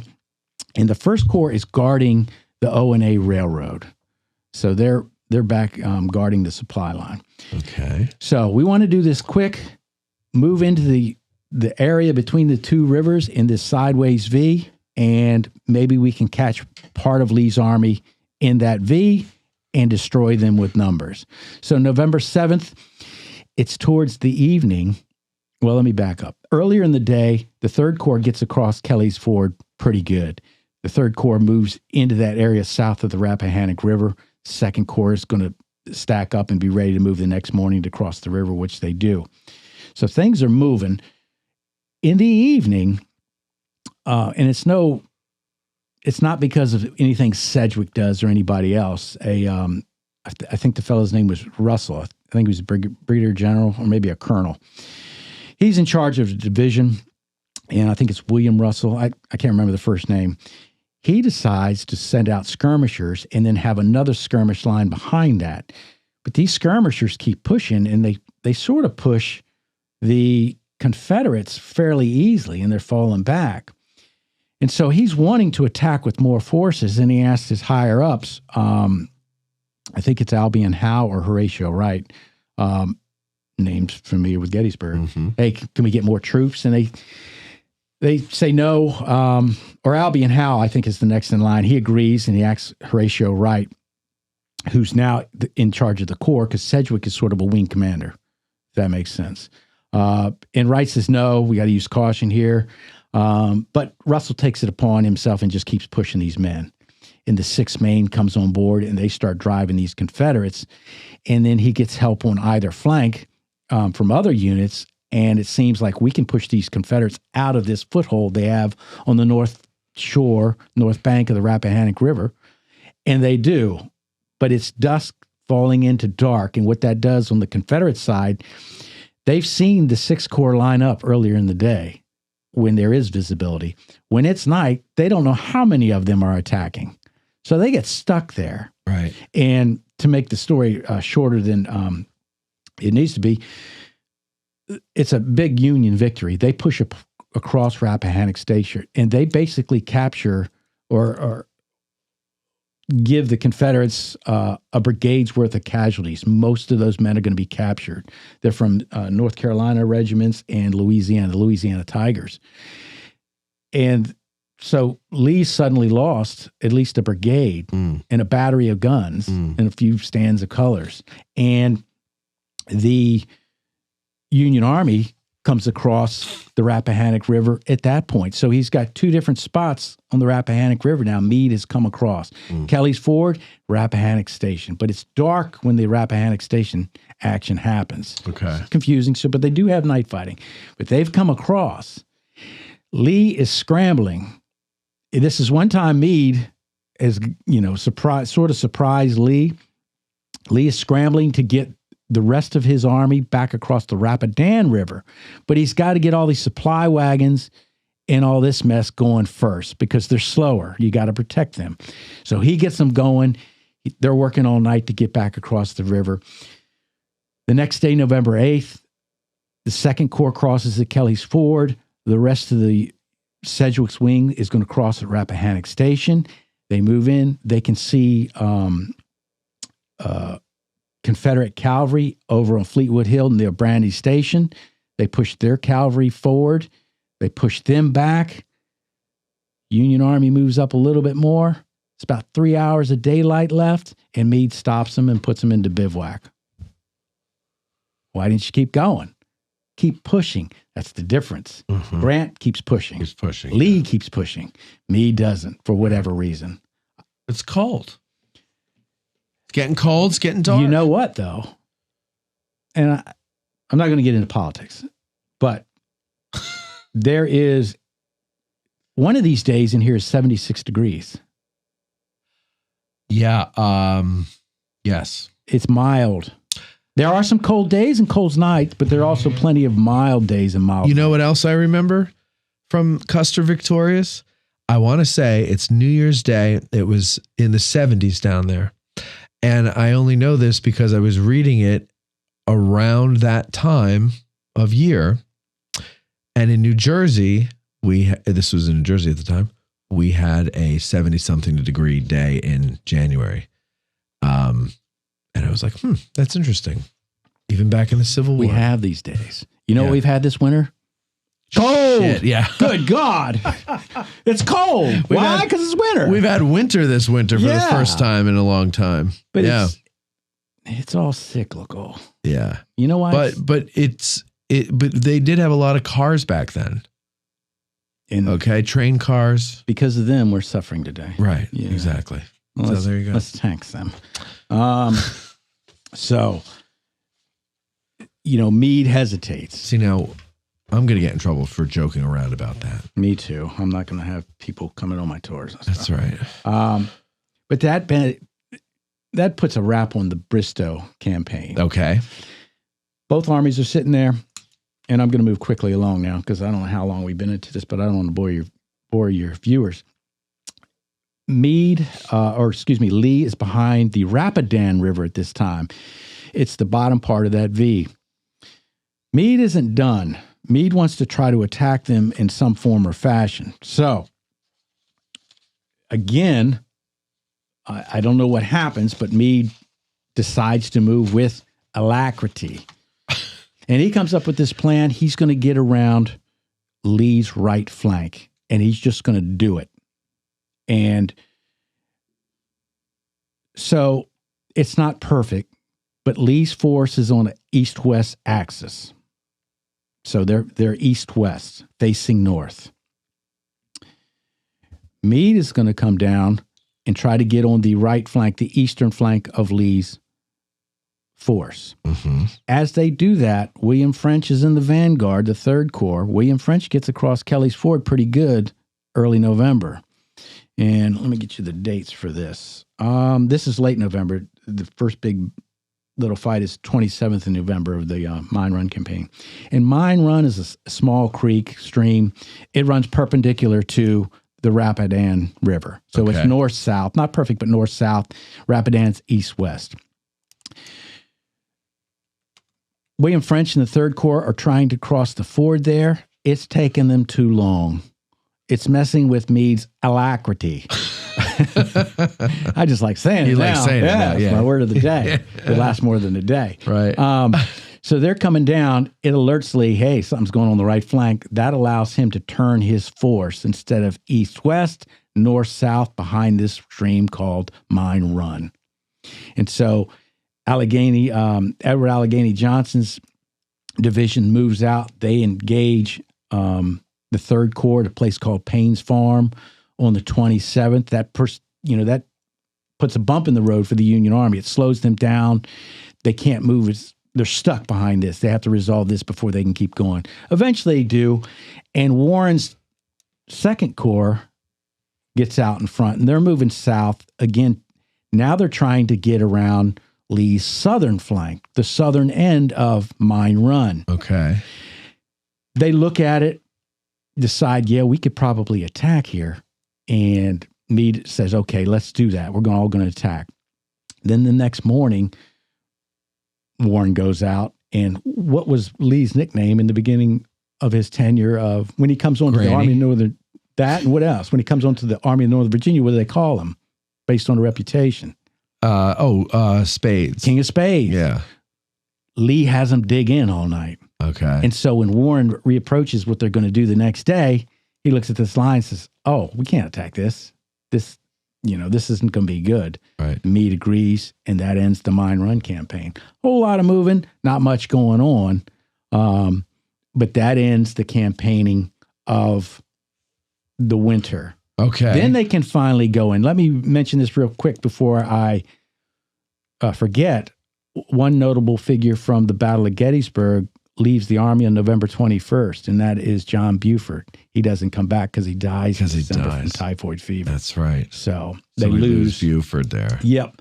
But that ends the campaigning. Then they do go into winter quarters, and they wait for what's to come in the next campaign season. I hope all that made sense. Of course it does. Of course it does. You know what? Let me just, as a side note, I listened to the other guests, the other guides. I sound like a bumbler compared to them. And I know I do. Well, you know what? I get a lot of letters. In fact, I have one here. Let me read it to you. It says, Dear Matt, I love Lewis's bumbling. It reminds me of sitting at a diner in a down-home country town. That's funny. So there you go. So people like it. That's good. You know, I tell them out there on the Get Out of the Car tours, those lovely things we used to have. They're the best. You have a fan club, Lewis. They're the best. You have a fan club. I can't deny it. I can't deny it. I love when I run into them, and which I do from time to time on the field. It's always fun. We're going to take a break. We'll come back with our listeners' questions. If you're watching live on Patreon and you want to call in and ask a question, 717-420-1978 is the phone number. We'll be right back after these words. Yeah! While we're in commercial, you should get in the phone queue. Call 717-420-1978 to ask a Gettysburg guide. We'll be right back. The minstrel boy to war has gone. In the ranks of death you will find him. His father's sword he hath girded on, and his wild heart slung behind him.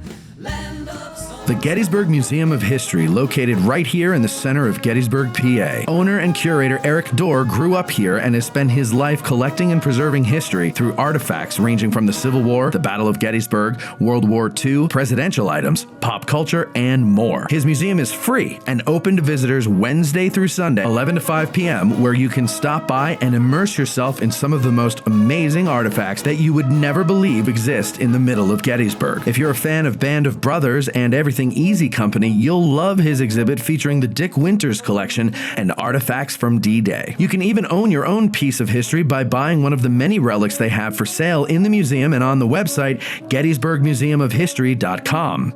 The Gettysburg Museum of History is a non-profit 501c3 organization with a foundation that allows all purchases and donations to keep the museum operating and open free of charge. They have been featured on the History Channel, the Travel Channel, the Smithsonian Channel, and the Science Channel. Now you can check them out on American Artifact, the series on the YouTube channel, The History Underground. So that's the Gettysburg Museum of History at 219 Baltimore Street or the GettysburgMuseumOfHistory.com. At Digital History Pioneers Foundation, we are about grassroots history on digital platforms. That means we are about podcasters, documentarians, YouTubers, and even TikTokers. All of these creators are out there trying to share their love of history with the public. They don't need ideas, they need funding, both from viewers and corporate donors. DH Pioneers' initial funding focus is on the Civil War era, with a special emphasis on the Addressing Gettysburg podcast. So be a vital part of the unique content Addressing Gettysburg has in store by donating at dhpioneers.com and help bring your love of history to the people. Digital History Pioneers is an IRS Section 501c3 approved charitable corporation that makes any donation tax deductible to the fullest extent of the law.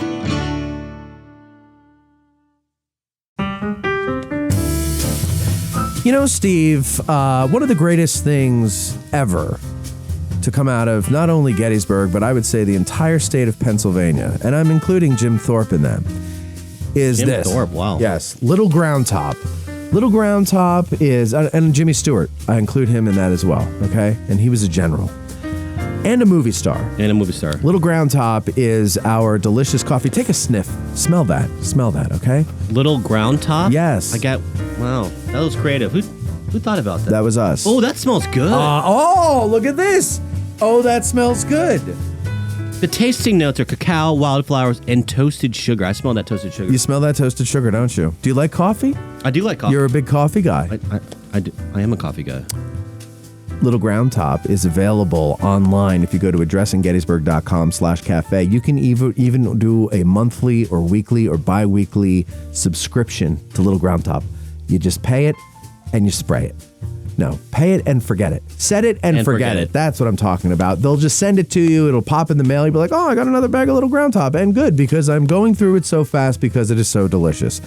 You can also get it at Bantam Roasters. You know where that is, right? Across from the Dobbin House. I do. And they have it in there, but I got to tell you something. They sell out within 3 days typically. So much so, they used to put 12 bags out. That's 12 pounds. Now they put 18 bags out. That's 18 pounds. Yes. That's right. And still, they are moving fast. So the best thing for you to do is go to addressinggettysburg.com/cafe and order it online so that you never waste a trip. You know, some people say, oh, I'll get my bag when I go to Gettysburg. And they go in before they leave on Sunday, and it's all gone. 18 pounds are gone? All gone. All gone. They put them out Friday night or Saturday morning, okay? And they're gone typically definitely by Monday. All right, and on a slow week, they're done by Tuesday, Wednesday. You should start signing these bags. You know what? I'm going to do that right now. Okay. Where's the Sharpie? Do I have a Sharpie in here? Yes, you do. I do. Please hand me the Sharpie. I'm going to sign it. Because Yeah, you know what? I'm giving this to you. You even went Ron Popeil and set it and forget it? That's right. Thanks for coming on, Matt. I might resubscribe as a Patreon now. All right, maybe you should, because I've been missing you. All right, and you know what, Steve? Because you come on the show and we don't pay, this is your gift, okay? There you go. I wanted 18 pounds of coffee. I just get 1 pound? Well, you can go buy the other 17 when you go over to Bantam Roasters, if they even have them on the shelf. Are you still selling merch? Yes. In my suitcase, I've got the Reynolds shirt. Do you? That was the best design, by the way. That was a good one. Yeah. That's good. Thank you for buying that. Yes. Anyway, 82 Steinware Avenue right here in Gettysburg, or addressinggettysburg.com/cafe. Little Ground Top, set it and forget it.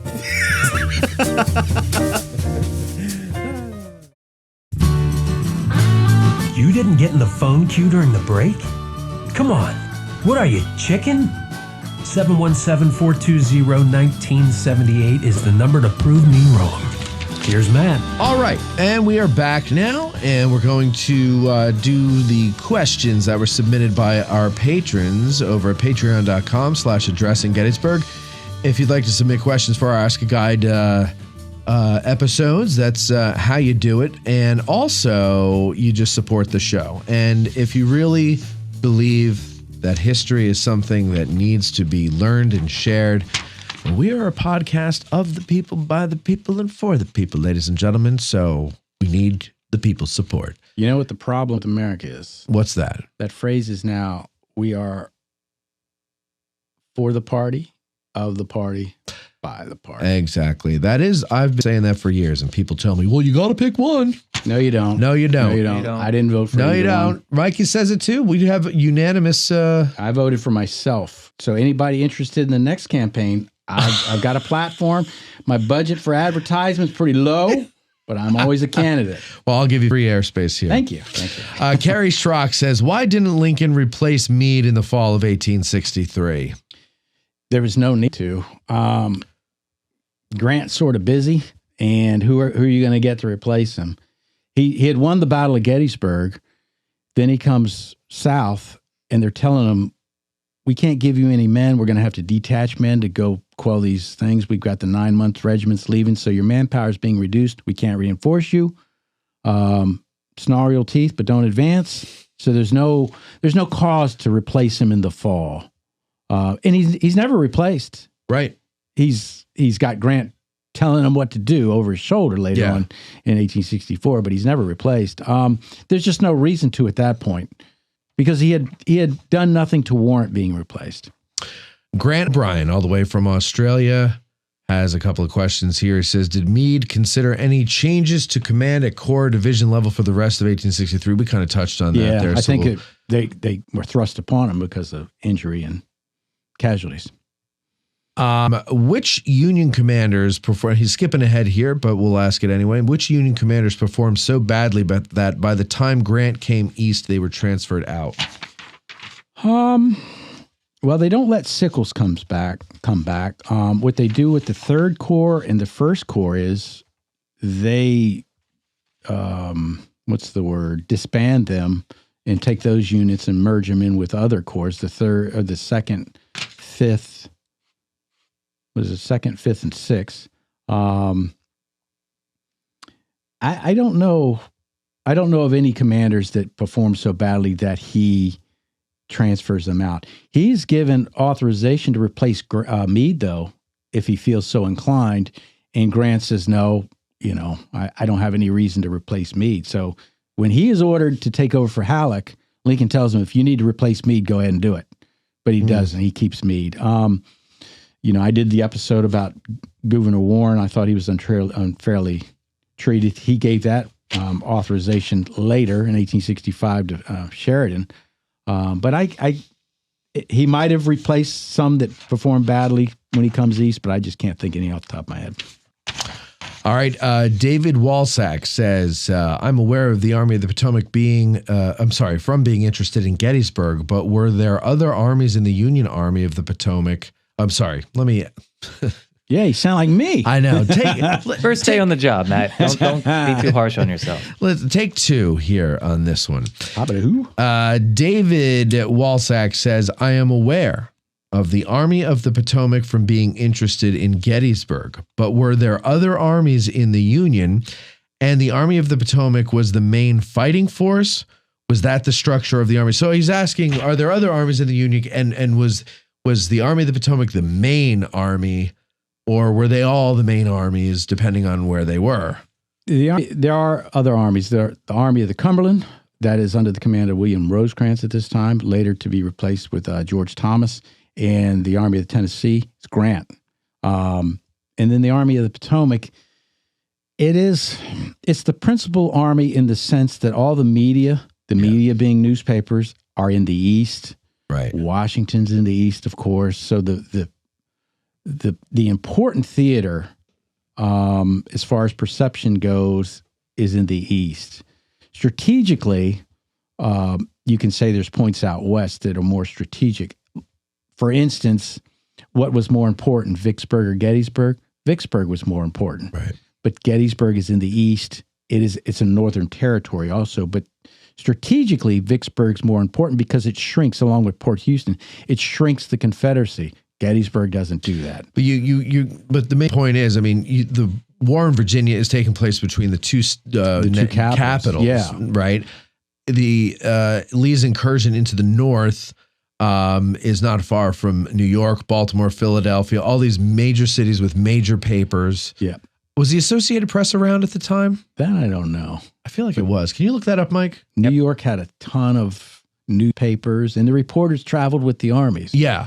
And so the word gets out faster out west. I mean, it's not like they don't have papers out west or anything, but it's a little, the west isn't as developed as the east, I'm guessing. It's 1856. So the Associated Press was around. So and it's probably located in what, New York? New York. Yeah, okay. And then, Lincoln is aware of the armies out west and holds them in some importance because he stops Meade in August and September just to concentrate on what's happening out west because, Rosecrans has got himself in a pickle, bottled up at Chattanooga. So Tennessee is very important. I guess you can kind of liken it to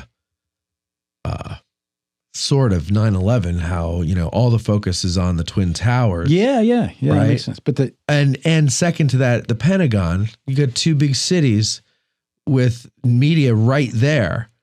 But then Shanksville is in the middle of nowhere, and it gets short shrift in the story because there's no footage of it happening. Yeah. It's only aftermath, and the media isn't right there.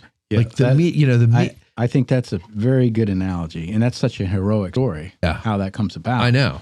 But yeah, I think that's a pretty good analogy. Unfortunately, heroism doesn't overshadow sensationalism. Yeah.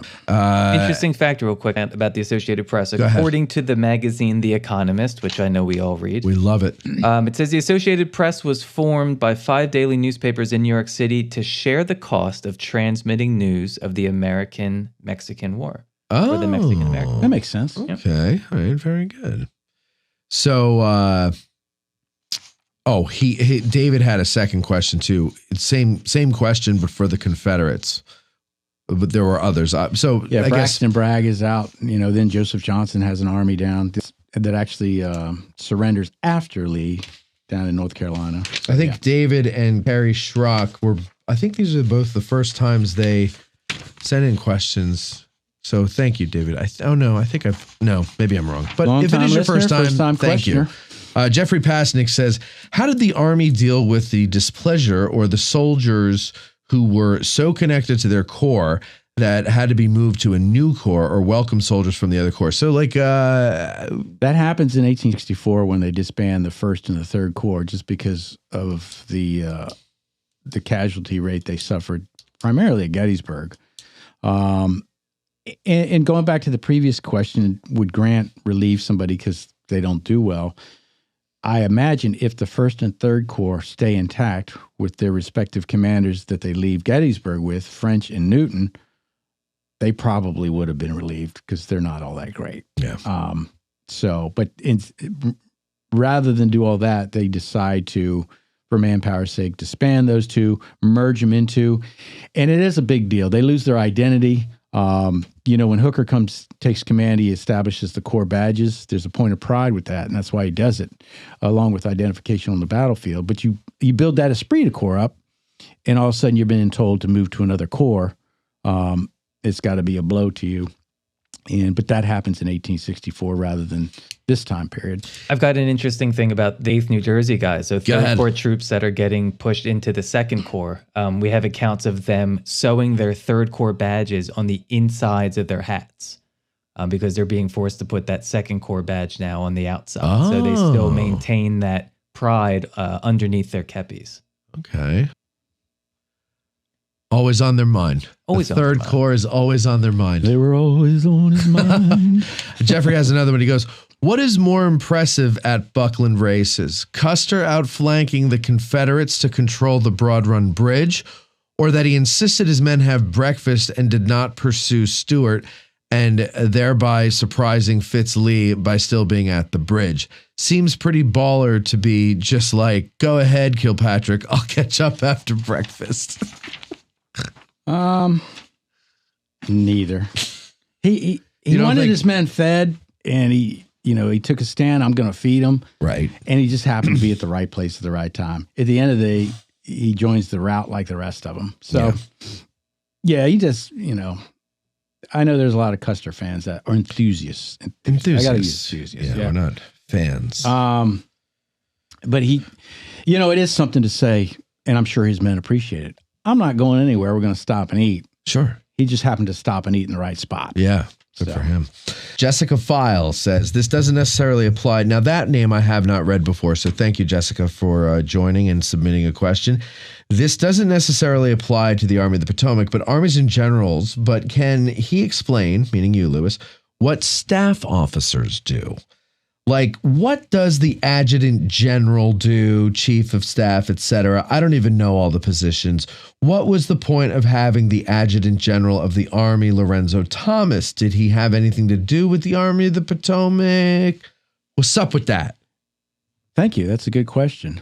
They're all assistants to the general, the main guy. The adjutant general, Lorenzo Thomas, is probably an assistant to Henry Halleck, who's in charge at this point. So he's like Halleck's spy. Well, he's doing administrative stuff, paperwork, what have you. You need people to make sure the wheels of supply are rolling.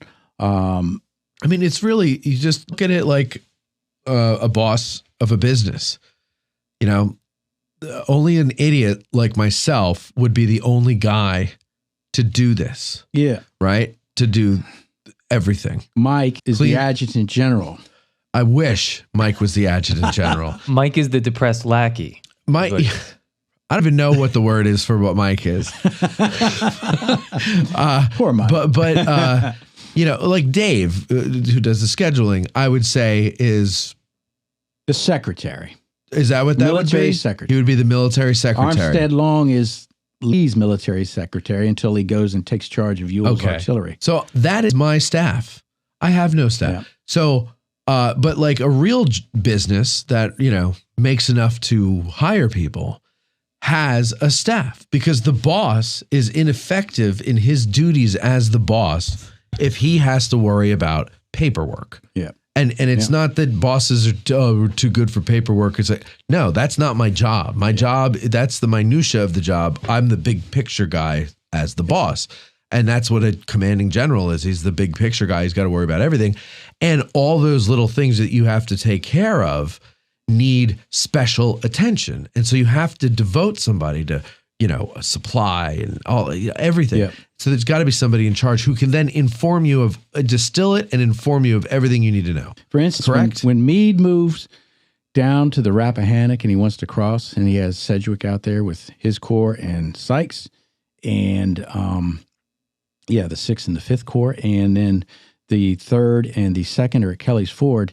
He doesn't tell him to do this. He has these orders dictated to somebody else. Right. And that somebody else is the one that makes sure those orders are disseminated to the right people to get those troops in the right spot. Yeah. The commander tells the adjutant general, chief of staff, probably mainly, or your military secretary is the guy who writes the orders. So you have all these assistants, because you can't write all these orders. You can't take these orders to whoever needs to receive them. You can't do all the supply stuff like you were mentioning. You have to have a staff. And that's one of the criticisms of Lee at Gettysburg and elsewhere, that his staff is just too small. Mm-hmm. And it's never big enough throughout the war when he's in charge. So they're just, think of all these people as assistants to the top guy. Mm-hmm. And Lorenzo Thomas I believe he's the adjutant general of the Army. That puts him strictly right beneath Henry Halleck. He's his assistant. But he's not over Meade. No. He's kind of... He's an administrative guy. Yeah. Military administrative guy. Is he guy. under Meade? Thomas? Yeah. No. So he's big. He's Army, where Meade is in charge of this Army. Yes. Thomas is all Union armies. He's the adjutant general of the United States armies. So he's Meade is like... Yeah. He's working he's the go-between between Halleck and all the armies Halleck's in charge of. Yeah. All these orders I read from Halleck to Meade, they were probably written by, Halleck tells them, but and Halleck might look at it and say, yeah, this is what I meant, and prove it. Harry Evans says, who is the most underrated staff officer in the Army of the Potomac? Mike? Steve. I don't know. The staff officer. Lieutenant Steve. I don't know. I really don't know. I haven't. I don't have an answer. Yeah. Well, no, it's not. It's okay in your defense because this isn't That's good. A show about staff officers. Yeah, that's good. So it's okay. He was just trying to test you there, but he has other ones. With McClellan's reluctance to attack or his retreat, is that from fear or inexperience? Oh, this is the one that was not about this. McClellan. Yeah. McClellan wants everything just right. McClellan is great at building an army, getting it ready, but when it comes to fighting the army, he left a little bit to be desired. And Meade sort of doesn't completely fall into that mode, but he... I was going to say earlier, you're talking about how the soldiers love Meade for one of those reasons, because he's not throwing them into the meat grinder. Do you see a comparison there with how they see Meade and how they loved McClellan? It takes them a while to warm up to Meade because, he's put in charge of them on the fly. And so they have this victory at Gettysburg, but they still don't really know him. And so he's not part of the building up of the army like McClellan was, Right. So he was just one piece of the army. Yeah, he's not getting that adulation. However, when Meade rides across the Rappahannock on November 8th at Kelly's Ford, it said that that's the first time that the soldiers stop and cheer him like they would have done to McClellan. It takes that long, finally. And, again, like I mentioned earlier, they do show an appreciation that Meade maneuvers in their mind back towards Manassas when Lee's trying to outmaneuver them out to the west, and he doesn't fall into any foolish traps. Yeah. And he doesn't waste their lives like that. So George Meade, Pennsylvania man. He would be cautious, I think. I don't know if that's the rest of the line. Glenn M. says, I'd love to hear what Lewis thinks on lessons learned in command from Gettysburg. Meade had to make unorthodox changes by appointing Hancock over Howard. We see politics get involved with Sickles. Slocum seems curious as he was slow to get there on day one, possibly not wanting responsibility for a mess, then assumed command of the right wing when that wasn't the case. Also, Hunt and Hancock got in a pissing match on who controls the artillery and how it would be used.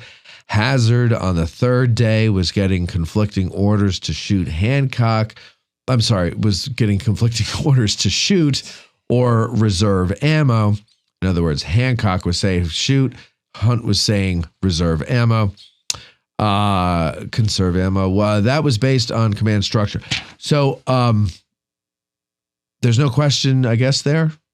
There is no question mark, I don't see. So he just wants to know what you think the lessons are that Meade got from his experience at Gettysburg. Well, again, he's put in charge on the fly. He knows Reynolds, so he has no problems putting him in charge of a wing. He's familiar with Reynolds. And he's familiar with all these guys. He was a corps commander. I think, Howard has a bad reputation, whether it's deserved or not, because of Chancellorsville. Meade knows Hancock, and he's talking to Hancock face to face, so he can tell him, this is what I need from you. Go do it. Lincoln has given him the authority to do what he wants with whoever he wants, either replace or put in charge anybody, regardless of rank. So I think Gettysburg, Meade does well with all the leadership challenges, to include the biggest challenge, of course, is Sickles. Sickles doesn't like Meade. Meade doesn't like Sickles. Right. So, and both bear responsibility for what happens. Meade could have, at some point during the day, come out and there's enough time to come speak to Sickles. This is what I need you to do. Sickles has a problem. This is why I don't want to do it. There's a problem with this line, and there is a problem with the line as construed by Meade. But I think he does well. He's very flexible. When he realizes there's no pulling Sickles back because time won't allow it, he immediately puts the 5th Corps as the reserve and utilizes that reserve. And they go to where they're supposed to or where they're most needed. I think he has a lot of help with people like Warren, and then fighters like Hancock that, they save the day. So I don't know if any of that makes sense or answers the question, but he is very flexible with his leaders. He is given broad discretion to do what he wants. He exercises that discretion. And when he exercises it, I think he exercises it well. Before we go, Lewis, you do have a fan club. All Rich right. Snyder says, Lewis does a great job. Don't sell yourself short. Mike 6 Questions Lens says, Lewis is awesome. He is so good at telling the story. And Ralph Siegel says the Associated Press dates back to 1848. He was in the press, so he would probably know that off the top of his head there. And he also says, fascinating stuff. Can't do better than Doug Dowds. You know what? I've told Ralph this. I told people at work the story of Doug Dowds. And I go and tell the audience So I'm in a Christmas party 2 or 3 years ago with Addressing Gettysburg fans over at the Farnsworth house, sitting there minding my business, chit-chatting away, and here comes Ralph. And he looks at me and says, hey, Doug, thanks for helping me with this. He actually doesn't call me Doug at that point. He says, hey, thanks for helping me with this tour stuff. Right. And I was like, I don't think I helped you with it, but yeah. Sure. Yeah, thanks, man. You're helping me. I said, I don't think you think I'm who you think I am. He says, you're Doug? No, I'm Lewis. We both got bald heads. Mine's by choice. I don't know about Doug. Yeah.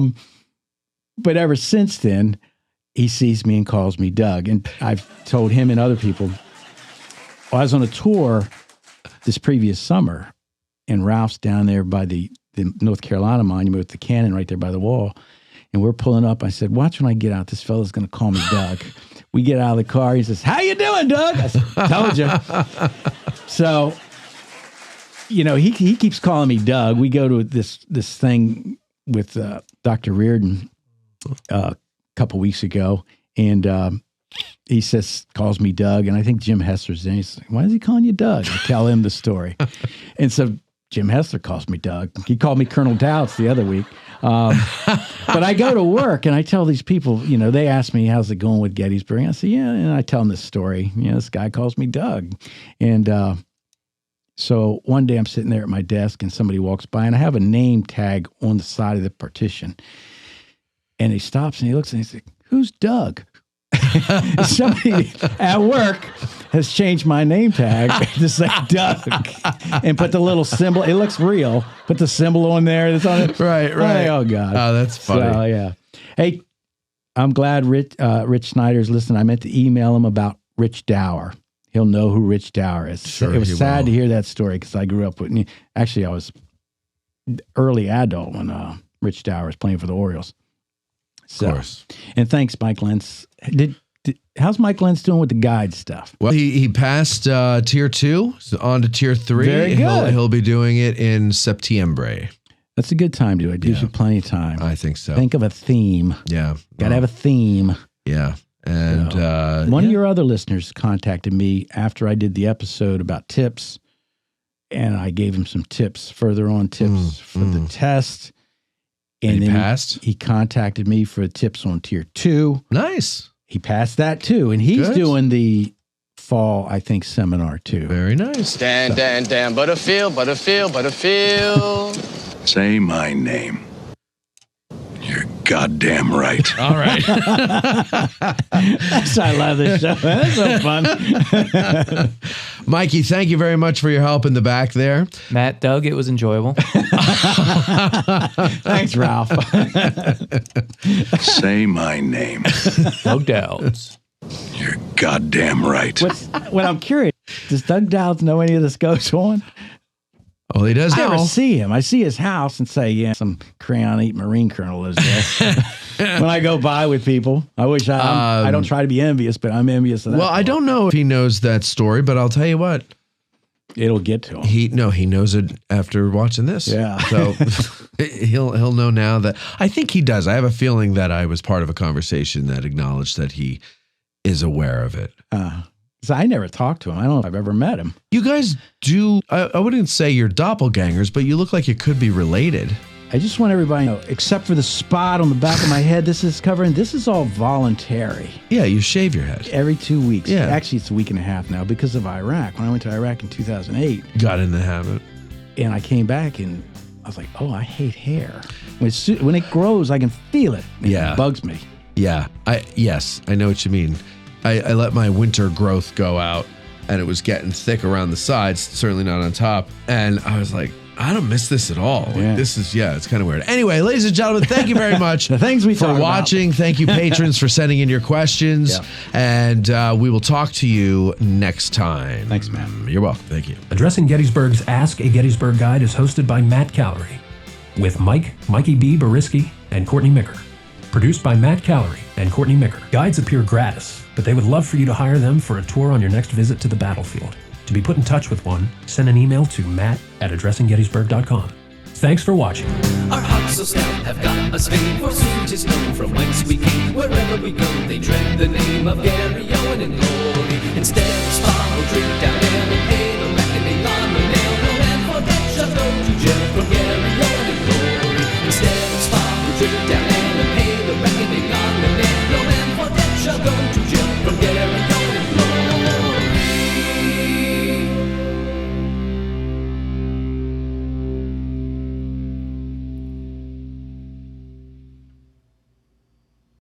Thanks for watching. And if you enjoyed this video, we have a lot more content for you over at patreon.com/addressinggettysburg. Also, you can make a tax-deductible donation to help support more videos like this at dhpioneers.com.